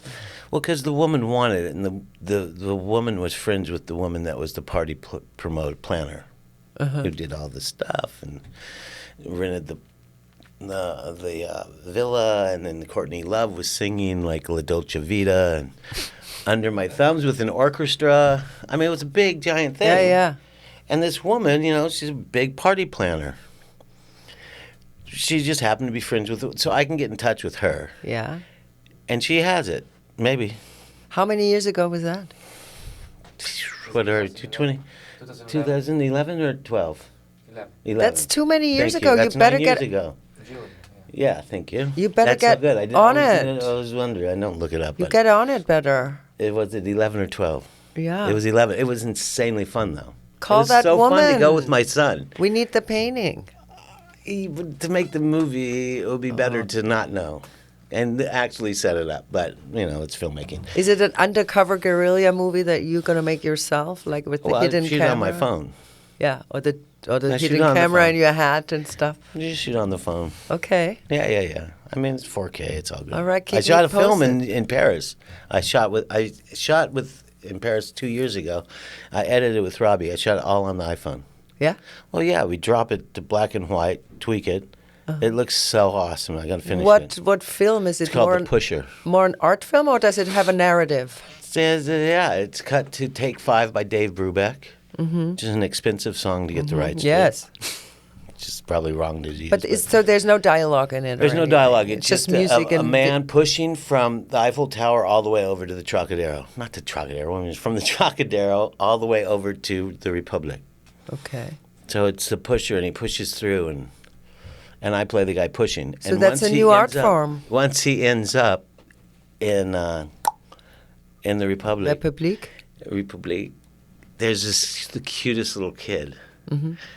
And he just gives the kid his skateboard, and the little kid skates, puts away. So it's kind of like a passing of the torch. Oh. But you can tell it's Paris, and it's shot cool, and it's a short, and it's not. How like did you too find long. the kid? Was it a random kid or? Well, one of the guys shooting it, Luca, this kid, it's like in his early 30s. I met through this other woman, and he's like, "Oh yeah, I do behind the scenes. I do party things. I do for high-end fashion things." I was like, "What are you shooting on? It looks fucking beautiful." You know, like he's like, "I shoot everything on my phone. Are you kidding me?" Like, no way. He's like, "Yeah," and then I go and cut it on a proper edit bay. They shot a full Yeah. released feature. Which one was that about LA, about the Yeah, with the transsexuals? transsexual. I saw that one. It was a good movie. Tangerine. Tangerine, right. That's They it, with shot on the, PJ. that was an iPhone 4 or something. You know, Yeah. not even like I what shot we mine have on this. now. What is that? Like An 8. Yeah, I have an No, 8. I think I shot it on a 7. Yeah, who cares? Like, but now even 11 is like I went, super good quality. Yeah, I went back for Scott's opening. Yeah. And I did pickups with another photographer, with a photographer that I shot some skate stuff with. And he had this rig. We did a lot of handheld. Not handheld, obviously. like with a steady rig, but cam type, Steady cam. yeah. Oh, yeah, but with the phone. I mean, Yeah, with the phone. it's really, So really he must cool have been in looking. motion too, right? Oh, yeah, riding down the Trocadero, Yeah. everywhere. Yeah, it's dope. It looks Was he good. French, the guy? Yeah, Luca, and Luca was the main guy, and then there was Franz, That's cool. Matthias. Yeah, it turned out cool. So what are you going to do with that piece? Release it Where? around the world, Like self-release? everywhere. Yeah. Yeah, whatever. That's so great about now it's you can not, do anything It's not with about. your stuff. It's not for profit. No, I know, but what I'm But saying you know what? to I have mean, there's a people part see of it for profit is because it's just a Converse. I wear Converse. There's a lot of Converse in it. Okay. So they probably need to pay. But it's not like, oh, yeah, here, I'm going to sell it. No, but what I mean with Type of deal. It's releasing like is for the also computer, it's you for want the to internet. share it with people. you Yeah, know, I mean, it's cool. yeah. I love it. And it's a piece of art. Oh, it too. looks really cool. I was going to try to find a shot for you of it, but I'm not. I saw that you also did advertising with your son, right? Yeah, what were we talking about? How did I get over onto the phone? I don't Oh, know. the film to the thing. Yeah. To get Paris. to the art. the art, though. Yeah, but that was awesome. Oh, that's where I was going. That's why. But so my kid, we got to travel together because we're like the first legacy of skateboarding. Like I did a picture with him on the cover, him and I skating together. He's doing like this boneless, and I'm doing the frontside grind. And it's always like this battle. Right. Like he's telling me how to do it, and I was like, "Yo, bitch, I was the first contest in doubles. You're telling me how I have to ride doubles with you? Whatever, you got it, Napoleon." But it's so good because we're in Italy and they haven't put the ramp up yet, so no one knows. I mean, I've gone and looked at it and think, whatever, it's good. It's done. Uh-huh.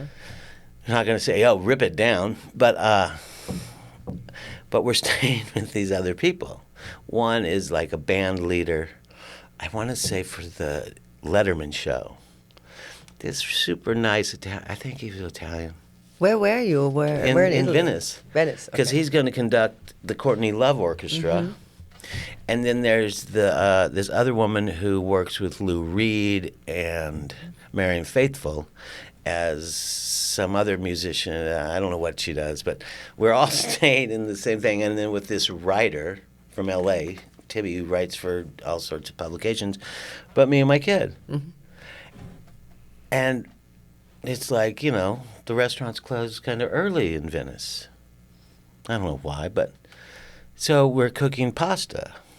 Like we would go to the store and get pasta and tomatoes, and all of a sudden we'd be like, all right, we're cooking. Oh, shit, it's late. The restaurants are closed. We don't have any olive oil. So then I would go out and skate around. I would find a restaurant that had some olive oil that they hadn't cleared away yet. Like you could tell they were putting the chairs away, and I would just skate by, and they wouldn't Grab really it. look, and I grab. When we would cook, and then these people were like, and then a couple of times I grabbed some Parmesan. Because no stores were, I would have bought it, but I couldn't get to it. And we would cook for it, and they were like, oh my God, my son was into cooking at the moment, all right, whatever.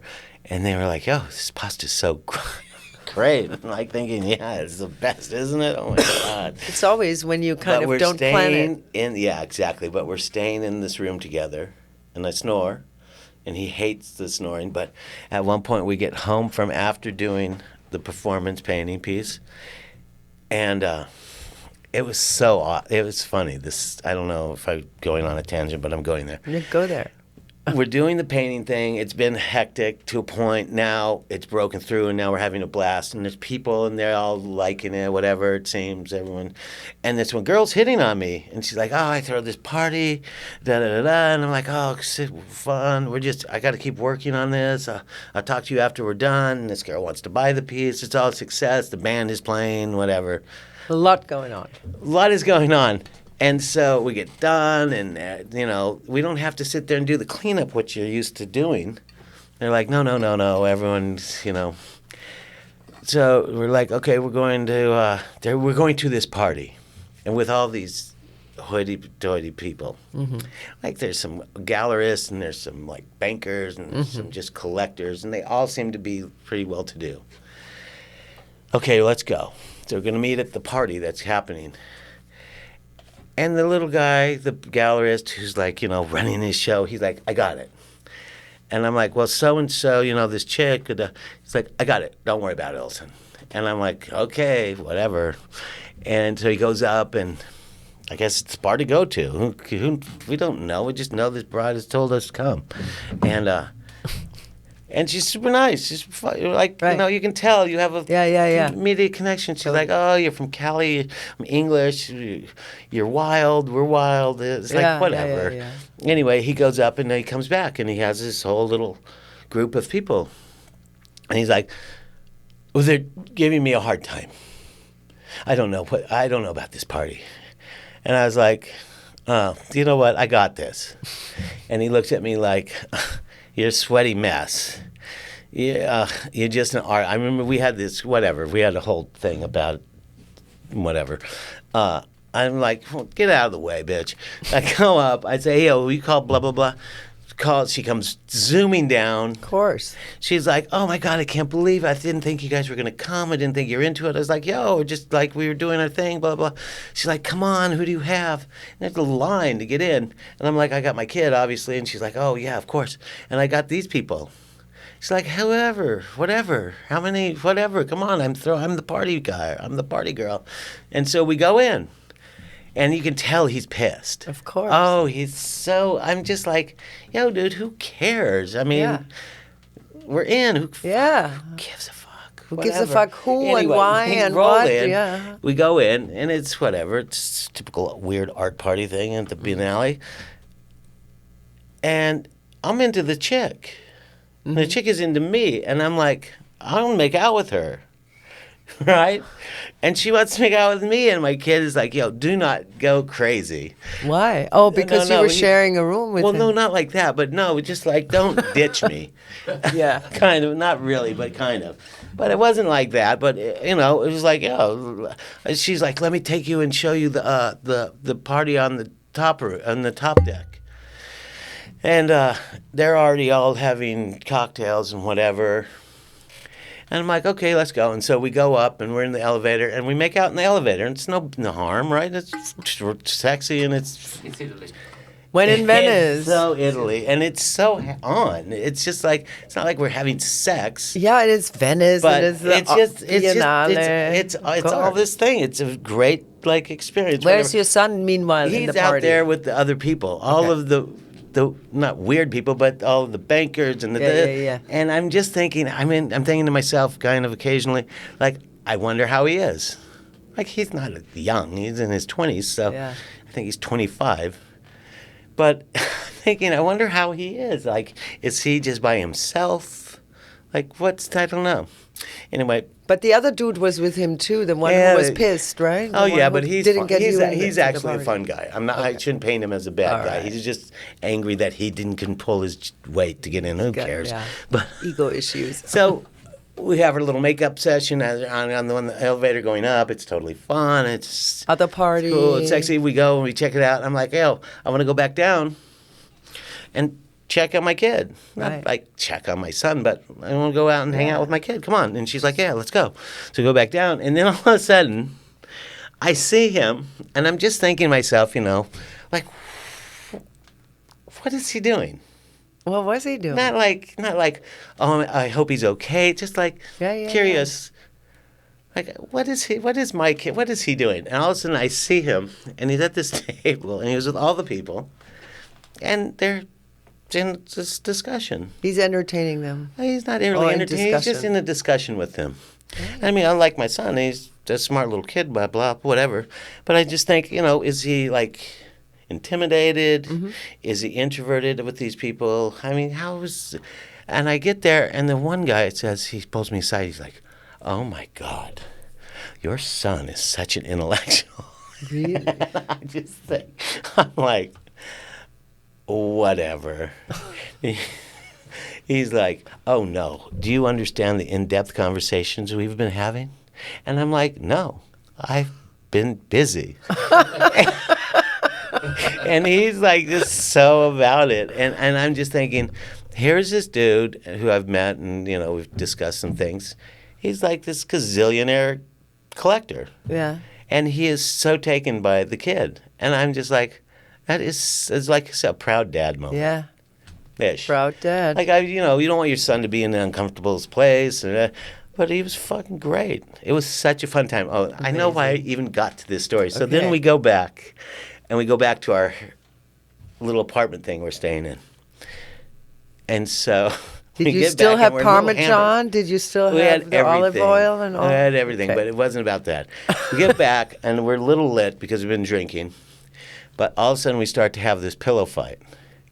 And there's this Venetian chandelier in our room. Shit. And I just see his pillow hit the chandelier, and the chandelier just goes, and it just goes sideways. And I just think, oh, my God, do not drop this Murano glass thing. The whole electricity goes out throughout the whole apartment, right? And the one little piece of Venetian glass falls and doesn't snap. But it's at this angle, and I'm like, oh, we got to fix this. We got to do something. Like, we got to fix this. And I see, oh, it's just a little hook thing. I mean, how is it? Is it like... Anyway, so it straightens itself, and everything's cool. But it's now the Power. circuit's been blowing. And I just like, whatever. We'll check it out. What in the about the morning. little piece that fell off? Did No, you we put it back on. on? Yeah, we put it back on. It kind of fell in place and turned it straight, and it was totally great. I was like, whew, thank God.